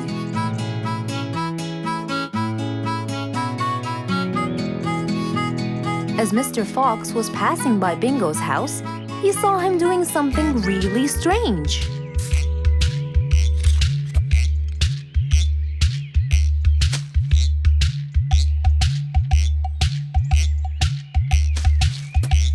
Bingo! What are you doing? I'm storing my favorite fruits to eat during the winter. But you can't just bury them. They'll soon rot. But what can I do, Mr. Fox? They only grow in the summer, and I love to eat them so much. Mr. Fox thought about it for a while. What could he do to help Bingo?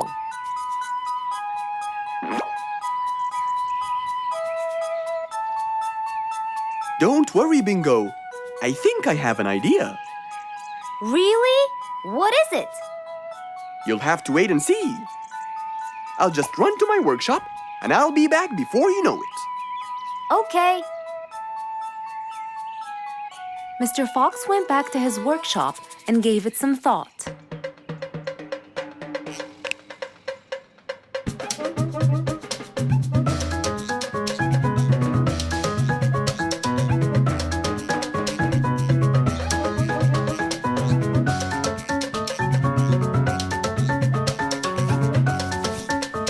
After calculating all the details, he started to gather the things that he needed.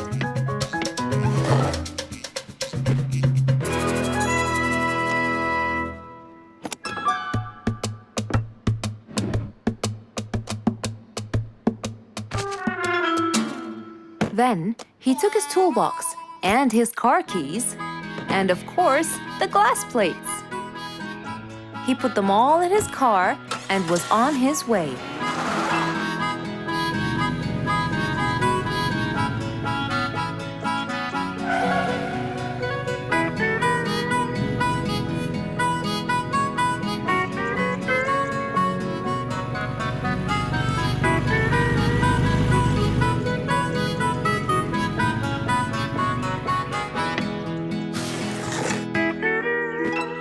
What's all this for? It's a surprise. I can't wait.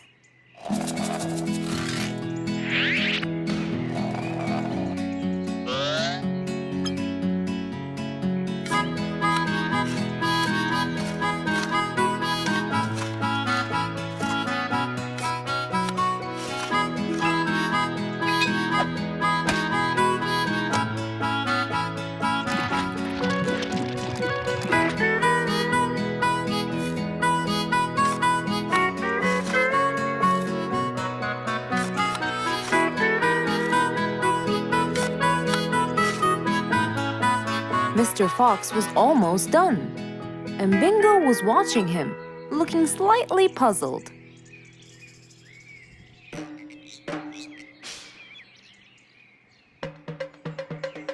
Here you go. You'll never miss pineapples again. So I can store them in here? No. You'll grow them in there. This is called a greenhouse. But it's not green, it's transparent. No. It's called green because we can grow green plants and fruits inside it whenever we want.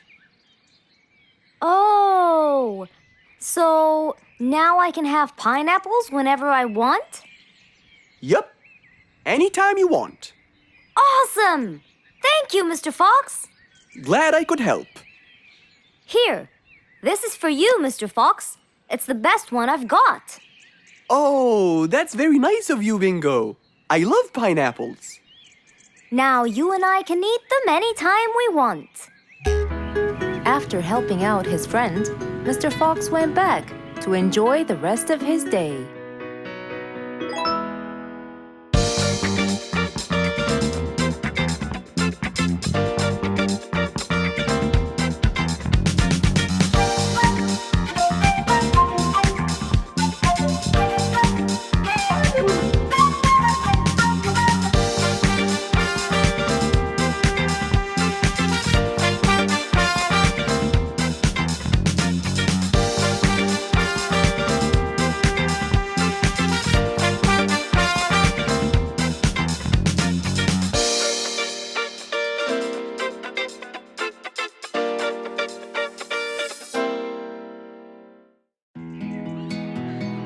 An autumn windy day. It was Jumbo's birthday. He was dancing and playing with his friends, hoping this day would never end.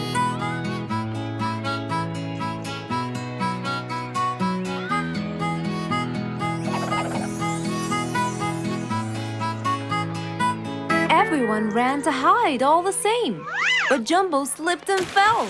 And that was the end of the game. All the animals heard the fall, but Mommy Jumbo ran before them all. Jumbo!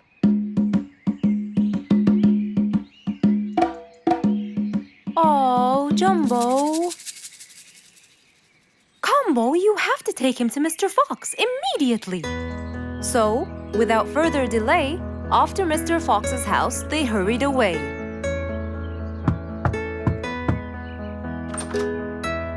Hey, Mrs. Combo, what's wrong? Help me, Mr. Fox. Jumbo is ill. Oh, please, come in.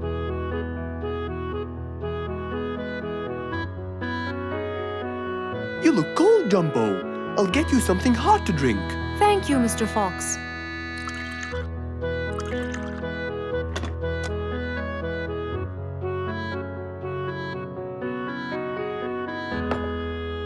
We were celebrating Jumbo's birthday. Oh, happy birthday, Jumbo. Thank you, Mr. Fox. But as he was playing with his friends, he slipped and fell into the pond. He started shivering and sneezing. I feared he might be sick, so I thought I should bring him to you, just in case. Well, why don't you lie down, Jumbo, and let's take your temperature. Open your mouth. Say, ah. Ah. Fever, stuffy nose, red dots all over his trunk. It's definitely sniffles. Oh my, sniffles? Don't worry, Mrs. Combo. It's just a sniffles fever. It will go away. All you need, champ, is some rest and just one pill of antidote. And when you're better, you can go back to play with your friends. Thank you, Mr. Fox. After thanking Mr. Fox, Mrs. Combo took Jumbo back home to let him rest.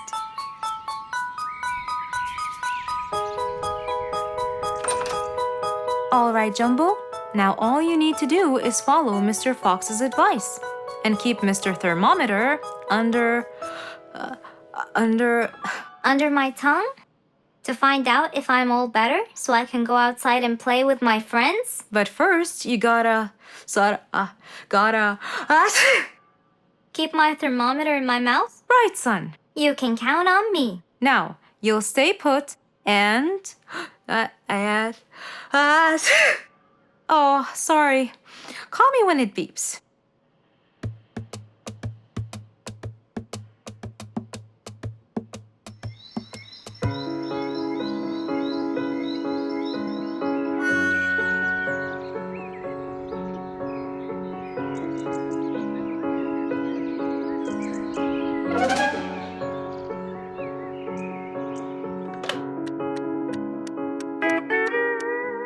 Hello, Frisky. How are you? Hi, Mr. Fox. Roo and I were playing and I'm about to win. Listen, Frisky. I'm going to visit Jumbo now and check on him. I'm sure he'd be really happy if you and Roo come with me. What do you think? Great idea, Mr. Fox. I want to check on him too. We'll meet you there. As agreed, Mr. Fox met Frisky and Roo at Jumbo's house. I'm coming!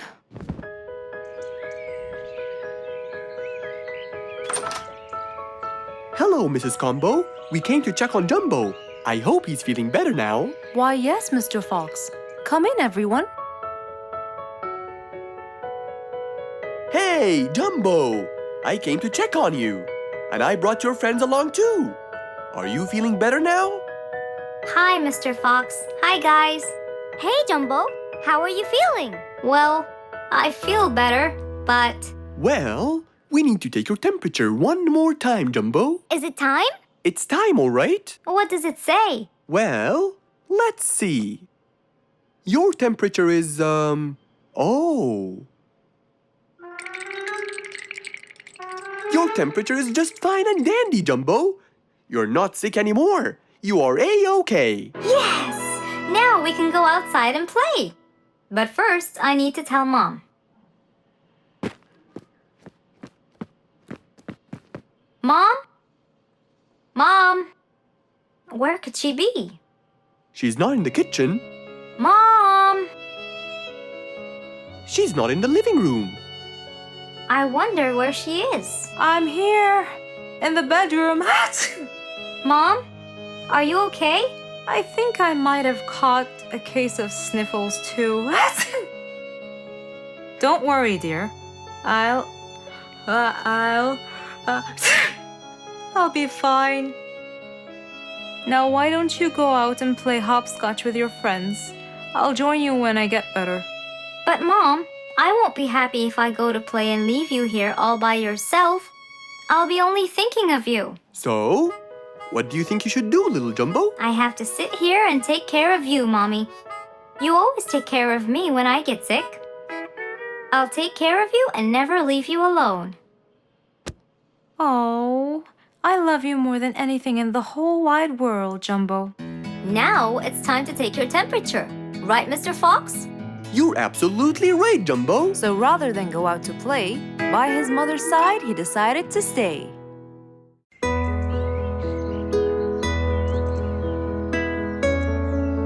Roo is sad and looks really down. On his face, there was a frown. He had a cake, but he didn't care. And although it was his birthday, he said, Life's not fair. Thank you, Mom. You're welcome, sweetie. Are you okay? Yeah, I'm fine.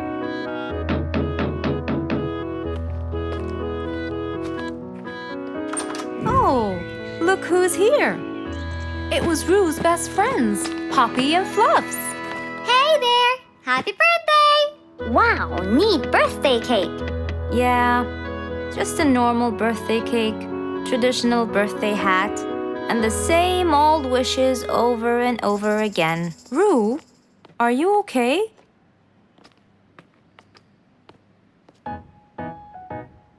Bad timing, huh? He looks sad. I know, but the cake is still here. Oh, stop it. We have to help him feel better. It's his special day. A little bite won't hurt. Oh, sure, the cake won't hurt. But what about my fist? Fine, fine. What do you have in mind? Let's go. Where to? I know someone who can help. Mr. Fox? Duh. In an attempt to help their friend, Poppy and Fluffs went to Mr. Fox. Only he would know what to do.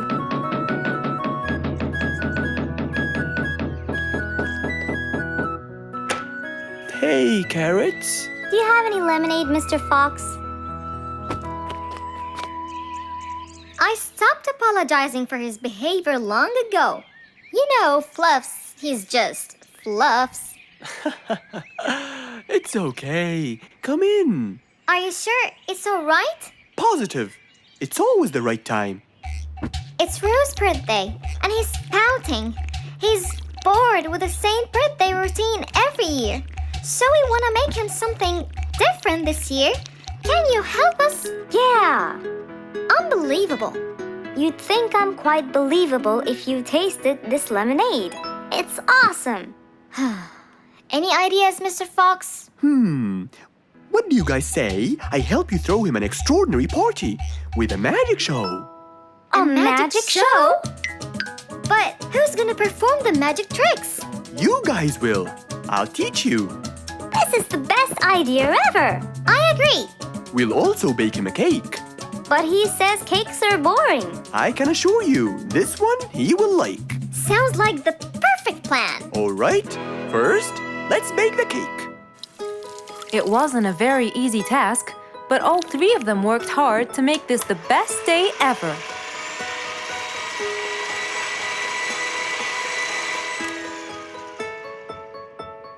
This is the coolest birthday cake ever. Now for the magic tricks. We need a bottle of water left in the freezer for around 2 hours and a plate full of ice.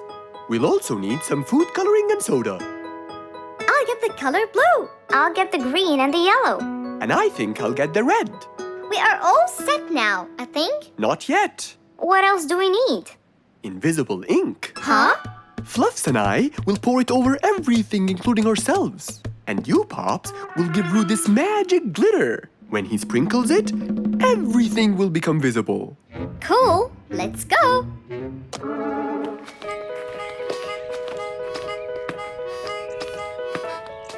Let us pour the invisible ink now.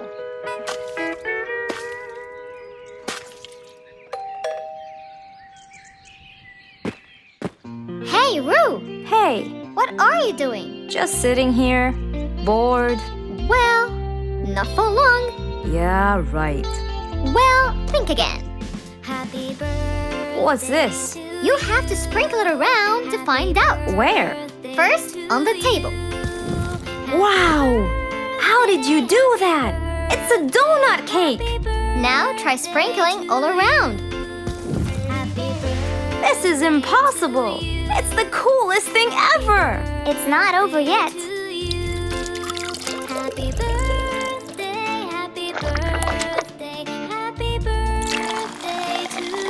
I can't believe you guys did all this for me! All thanks to Mr. Fox. He was a great help. I can't believe you guys! Thanks! That's what friends are for. Mom, come and see! What wonderful friends you have, Roo! Yeah, I think so too. Because of his friends, Roo's birthday was extra nice. One celebration was not enough, so they celebrated twice. One day, the whole jungle decided to celebrate their new king, Rorik the lion. He was young, active, and picky, and known for his loving spirit.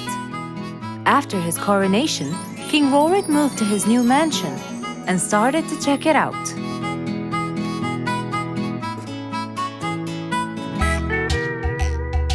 Great, and that's my throne, right? Exactly, Your Honor. Well, I'd better check it out. Yes, please do.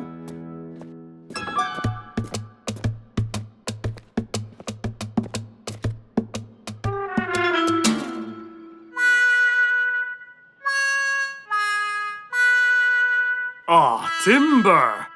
That's too uncomfortable. But Your Honor, it was made especially for you. Not good enough. With a sad look on his face, Timber went to call Mr. Fox and ask him for help.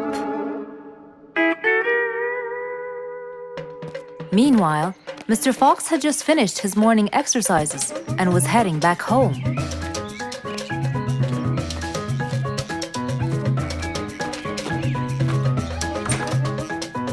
After a cold shower, he changed his clothes and had some tea.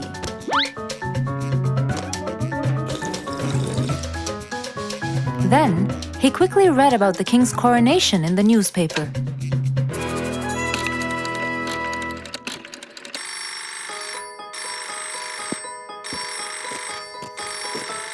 Hello? Hello, Mr. Fox. Can you please, Hello, Mr. Fox. This is Rorik. Oh, hello, Your Highness. How may I help you? I need you to come immediately. There's a huge problem, and I'm pretty sure that you're the only one who can help. I'll be right there.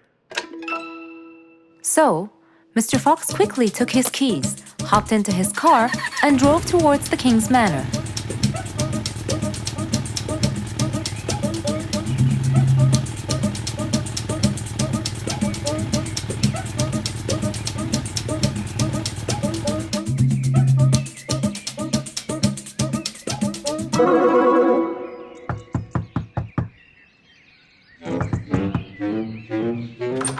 Hello, Mr. Fox.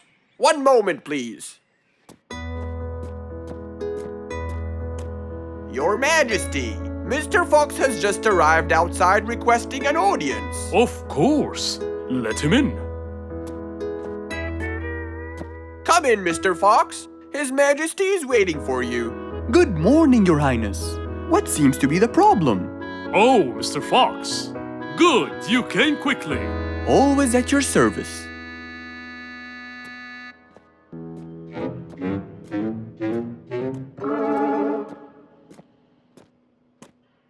Well, I was at my coronation, and I thought I would check out my throne. But unfortunately, I felt too uncomfortable. Can you believe that I'm gonna rule the jungle on an uncomfortable throne? But I hear it was carved out with the best kind of stone. But it still hurts my back. Oh my! Anyway, I've decided to design my own throne. What a great idea! But I need your help to make it as soon as possible. It will be my pleasure, Your Highness.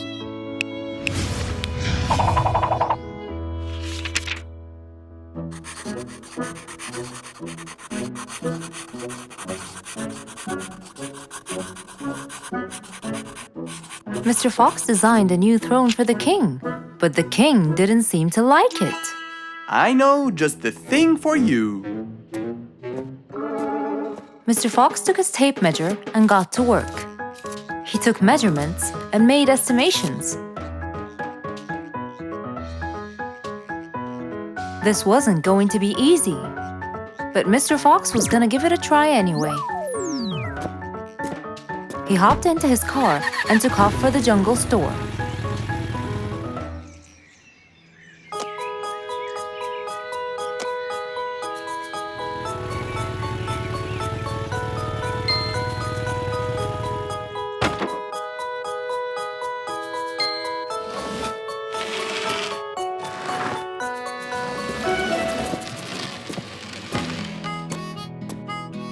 All done. Can you please try it now? Wow! That's exactly what I wanted. Glad you liked it, Your Highness.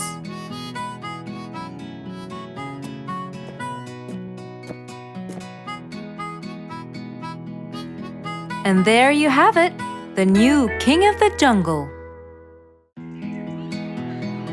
An autumn windy day. It was Jumbo's birthday. He was dancing and playing with his friends, hoping this day would never end.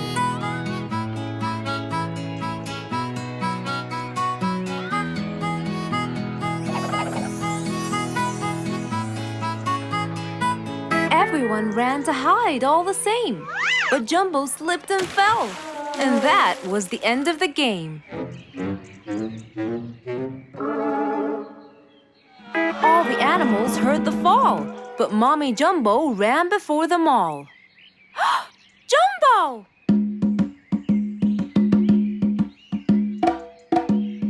Oh, Jumbo.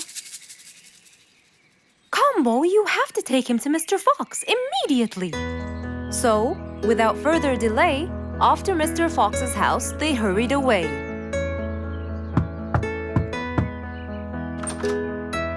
Hey, Mrs. Combo, what's wrong? Help me, Mr. Fox. Jumbo is ill. Oh, please, come in.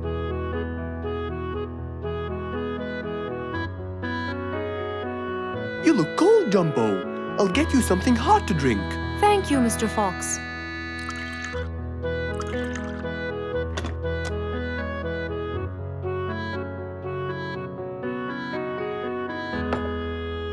We were celebrating Jumbo's birthday. Oh, happy birthday, Jumbo. Thank you, Mr. Fox. But as he was playing with his friends, he slipped and fell into the pond. He started shivering and sneezing. I feared he might be sick, so I thought I should bring him to you, just in case. Well, why don't you lie down, Jumbo, and let's take your temperature. Open your mouth. Say ah. Ah. Fever, stuffy nose, red dots all over his trunk. It's definitely sniffles. Oh my, sniffles? Don't worry, Mrs. Combo. It's just a sniffles fever. It will go away. All you need, champ, is some rest and just one pill of antidote. And when you're better, you can go back to play with your friends. Thank you, Mr. Fox. After thanking Mr. Fox, Mrs. Combo took Jumbo back home to let him rest.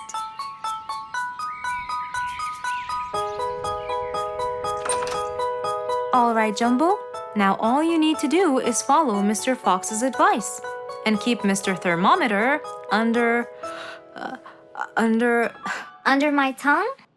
To find out if I'm all better so I can go outside and play with my friends? But first, you gotta Keep my thermometer in my mouth? right, son. You can count on me. Now, you'll stay put and oh, sorry. Call me when it beeps.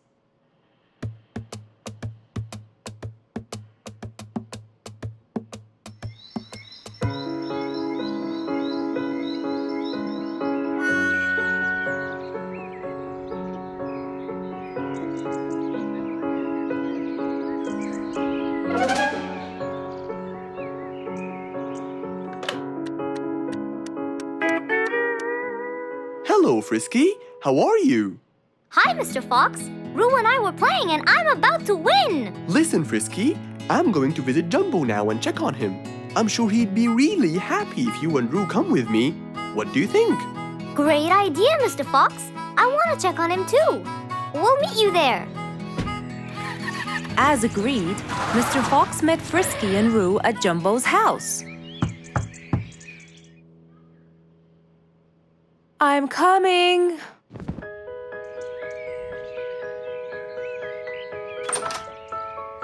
Hello, Mrs. Combo. We came to check on Jumbo.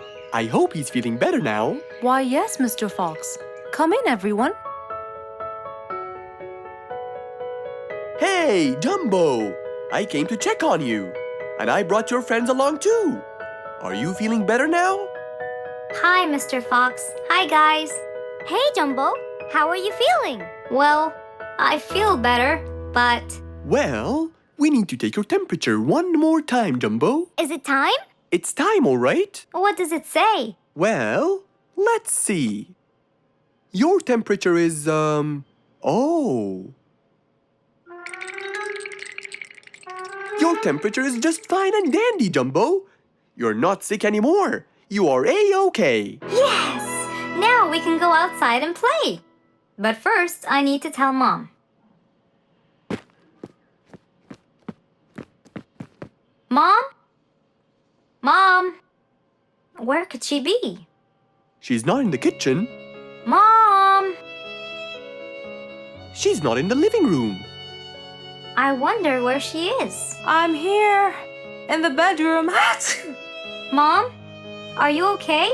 I think I might have caught a case of sniffles too. Don't worry, dear. I'll be fine.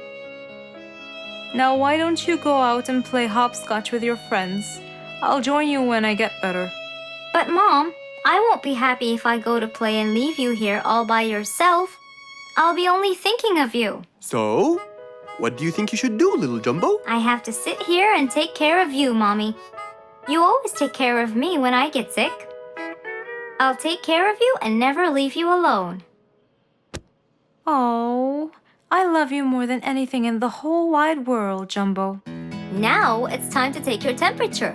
Right, Mr. Fox? You're absolutely right, Jumbo. So rather than go out to play, by his mother's side, he decided to stay.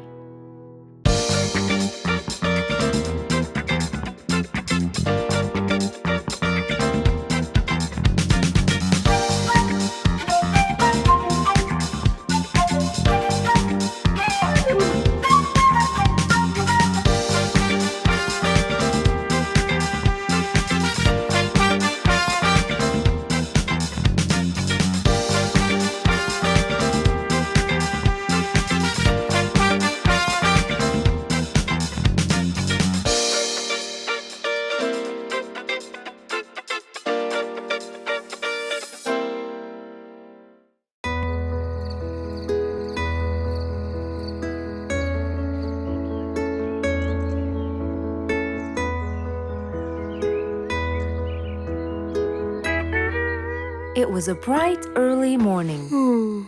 Mr. Fox woke up and went to wash his face.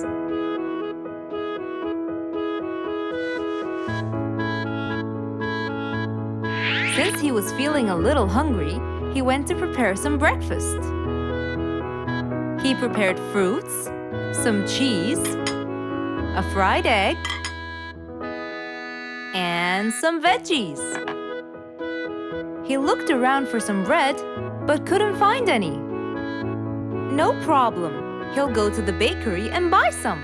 I guess I need to buy some bread from Mrs. Flute's bakery. Then I can have my delicious meal.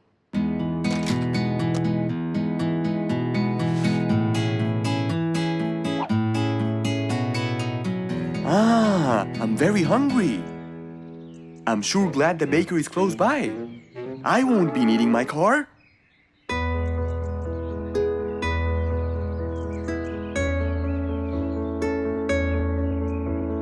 Mr. Fox decided to walk to the bakery. He really enjoyed the early morning breeze. And on his way...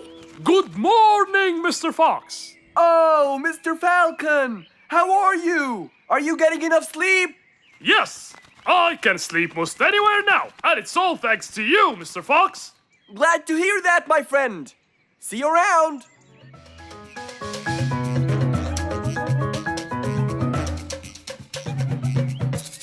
When Mr. Fox finally reached Mrs. Flute's bakery, he found a long line of customers.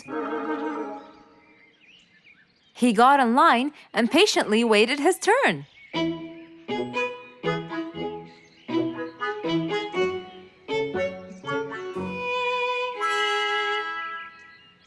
Wow! Looks like everyone wants bread.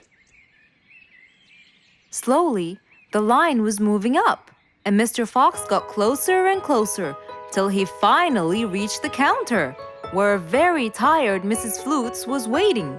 He was her last customer. Hello, Mr. Fox. Here you go. Hello, Mrs. Flutes. You look really tired. Yes, Mr. Fox, it's becoming more and more exhausting. Why? The number of customers has increased lately after I upgraded both the bakery and the quality of the bread that I produce. That's great. I know it's great, Mr. Fox, but the thing is, the rate of bread production is really low. Well, compared to the number of customers, that is.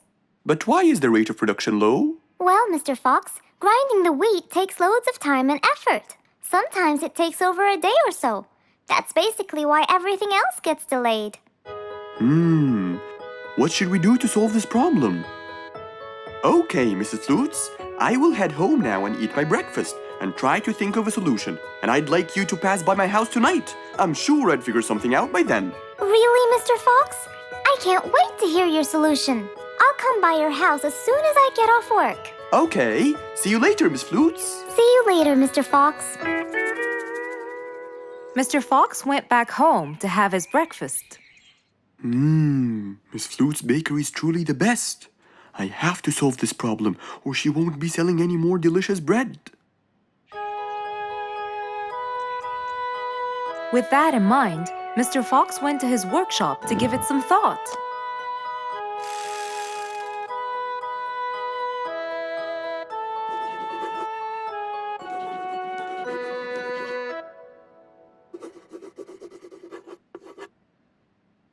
Finally, he had a great idea.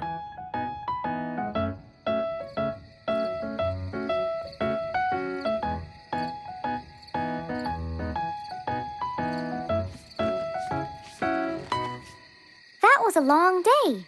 I should head straight for Mr. Fox. I'm sure he would have solved my problem by now.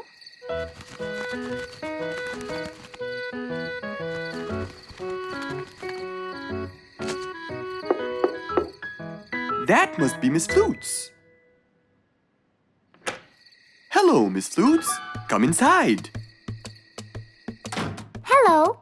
Were you able to find a solution to my problem, Mr. Fox? Well, why don't you try this new invention? A new invention for me? That's right. I made it specially for you. That's wonderful. It's a grinding machine to help you grind wheat quickly. Brilliant. But how will it help me? This machine is used to increase the rate of grinding the wheat, which is used to make the bread. So you can use it to grind a whole kilogram in no more than 5 minutes. And with that, the amount of time needed will decrease, and you won't be too exhausted. I'm really grateful to you, Mr. Fox. I have no words to express my gratitude. Friends help each other, Miss Flutes. You're really kind and generous, Mr. Fox. I want you to start using this new device tomorrow, and I will call you to check in every once in a while. Okay, Mr. Fox, I will. I'll be going now. Thank you again. Goodbye, Miss Flutes, and have a good night. And so, Mr. Fox waved goodbye to Mrs. Flutes. Then, he sat on his comfortable sofa. He looked out his window and admired the jungle he lived in for so long. He happily thought to himself, I love helping my friends.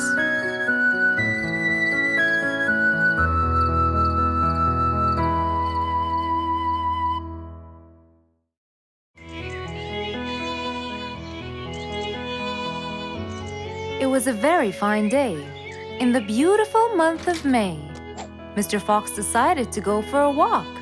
So, without further delay, he was on his way.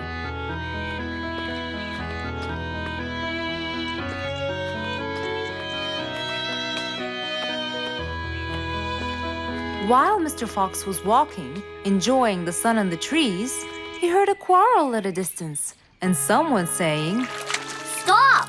Please!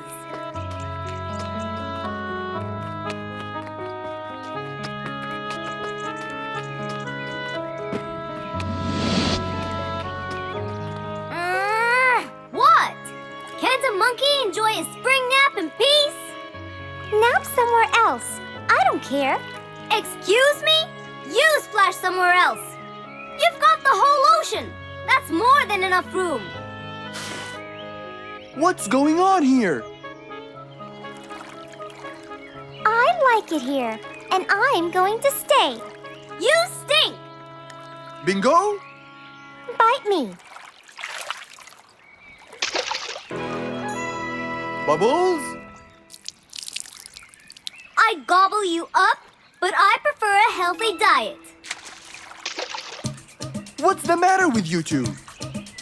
I'm calm and happy. I'm just simply awesome. Mr. Fox, can you believe her? Honestly, I don't believe the fact that you two are fighting in this lovely weather. You tell him, Mr. Fox. Such a gloomy monkey. All I want to do is take a nap. Such a gloomy monkey, such a gloomy monkey. Bubbles, stop that. What's your problem, Bingo? What can I say, Mr. Fox? I just wanted to nap on my hammock. But Bubbles kept splashing water all over me. And it's so irritating. As if it wasn't on purpose, Mr. Fox. I just wanted to enjoy spring my way. Can't I enjoy the weather however I please? Of course you can. But Mr. Fox! And you too should enjoy your spring nap as well, Bingo. Finally! That's right. Go enjoy your spring sleepiness some other place. Say what now? You know what? I've got the perfect solution to your problem. Really? Yes, and it's very simple. What is it, Mr. Fox? Wait here for a second. Don't splash water for a short while, okay? Fine.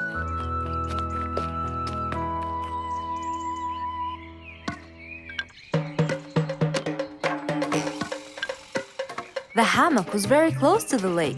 That's why Bingo got water all over him every time Bubbles splashed. But Mr. Fox wasn't gonna let them fight. He had the perfect solution for both their plights. What are you doing, Mr. Fox? Wait and see for yourself.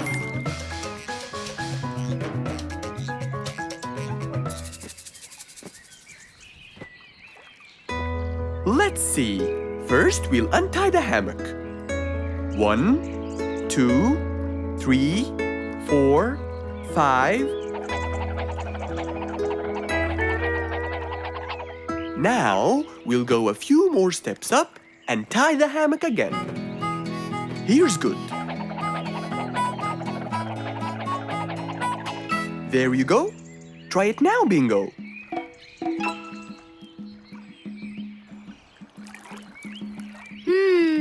Very comfortable, Mr. Fox. I love it. And the air up here makes me sleepier.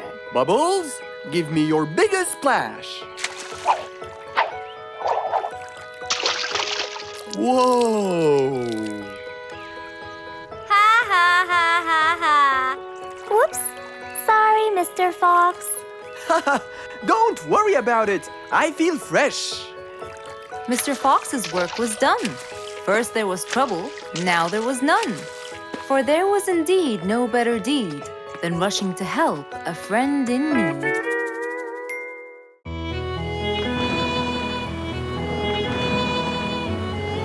One day, the mighty eagle flew to his nest.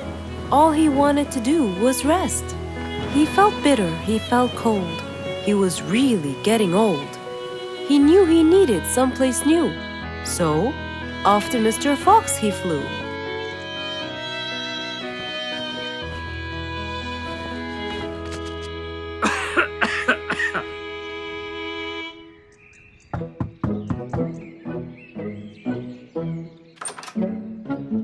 Oh, hello, Mr. Eagle. You look so tired. Please, come in. Thank you, Mr. Fox.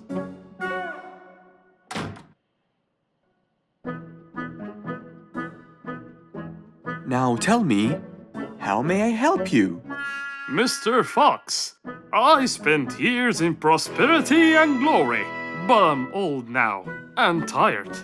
I can't live out there alone in that cold weather. Where do you live, Mr. Eagle? By the mountain top. I see. The wind is strong there. I bet you catch a flu every now and then. Well, I didn't used to, but that's all in the past. Now I'm old and weary. I'm not what I used to be. Plus I get so lonely up there. There is no one around to talk to, and no one to help me get better if I get sick. Why don't you come and live with us in the jungle? I looked around, but I couldn't find the right place for my huge nest. I'm too old to build a new one, and I can't really stay in someone's home. Mr. Fox kept thinking for a while. What could he do to help his dear old friend?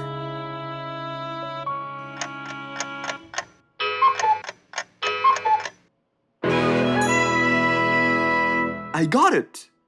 I think I can help you build a new house. Have no worries.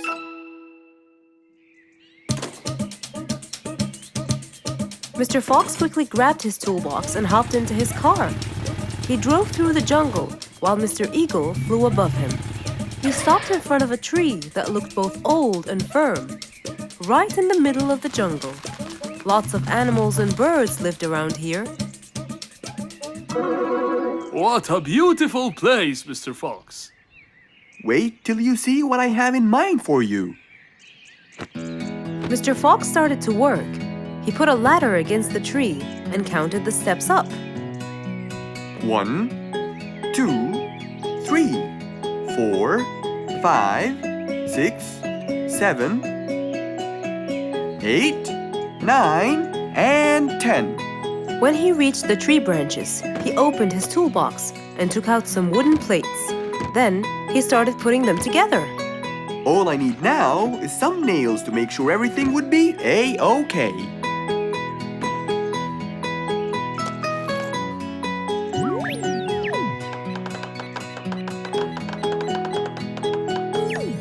We're almost done, Mr. Eagle. Can't wait to see what it will look like, Mr. Fox. Oh my! What a wonderful treehouse! And it's all yours, Mr. Eagle. My own home. I can't believe it. Thank you so much, Mr. Fox. You're most welcome. As Mr. Eagle got inside his new house and closed the door, he felt a happiness like never before. He knew Mr. Fox's idea was truly the best, for there was comfort, there was warmth. He felt really blessed.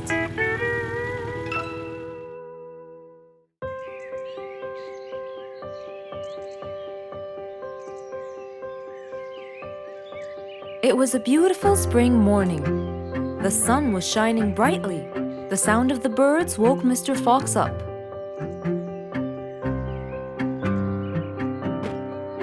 He changed his shirt, put on his tie, and his vest. Then he drank his tea. It was delicious. After reading a shop manager ad, he got into his car and drove off.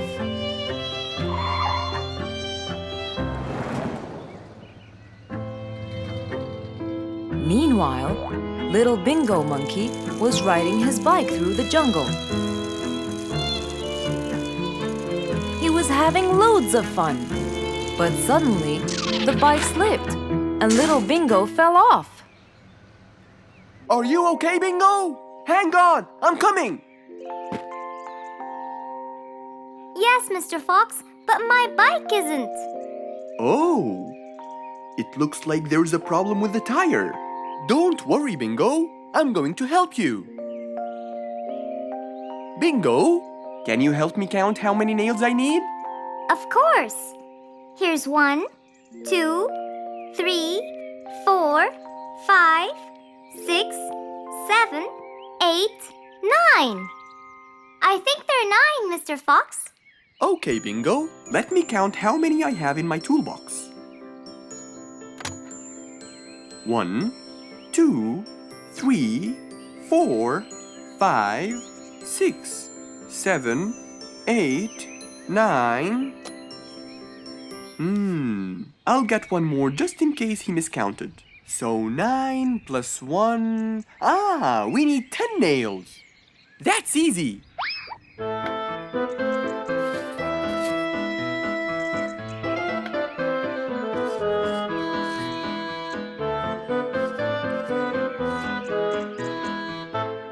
Okay, Bingo.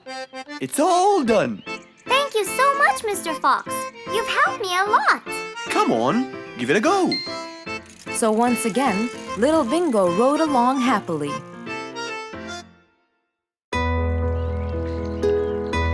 Rose stood in front of her painting stand, holding a few colors in her hand. But things weren't going as she planned. I think I should just paint the pig blue. No, wait. Maybe this will do. Maybe I should just take some of the pink color on my feathers.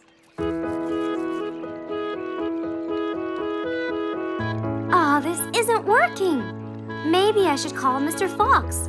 He might have some clue about what I should do.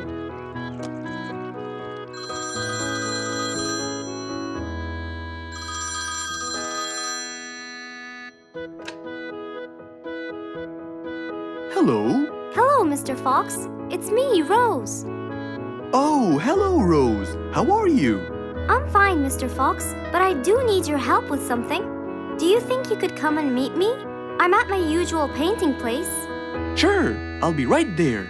So, without a moment to lose, Mr. Fox got ready, got into his car, and drove off to where Rose was painting.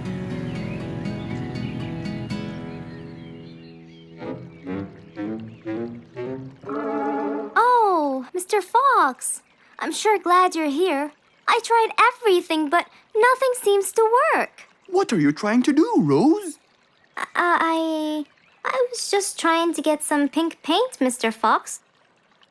I'm not sure that this is the right way to do it, Rose. Well, what should I do? Do you have an empty color palette? Of course.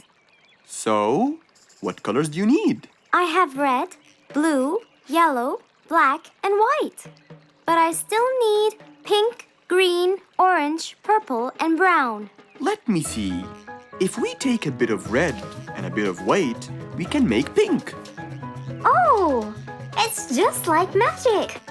How about the other colors? Do you want to try? Why, yes, I would. But which colors do I use? Use your imagination, Rose. I want to try red and blue. Okay. Wow! Now I can paint my violets purple. Do you want to try again? Sure. This time I'll try red and yellow. Nice! Now you have orange. It's beautiful, Mr. Fox. But I'm still missing green. Well, let's see. We still haven't mixed blue and yellow, have we? Right! This is a really cool shade of green. Now you can paint all you want. But, Mr. Fox, what about brown? Right. I almost forgot. Let's try orange and blue. Yes, that's it. I really can't thank you enough, Mr. Fox. Don't worry about it. I really like your painting. You do? Yes! It's quite colorful. Well, thanks to you. Now, whenever you're missing a color, all you have to do is try some together. All the colors that Rose once knew, when mixed together, turn to something new. Pink, purple, orange, and green. Something she had never seen.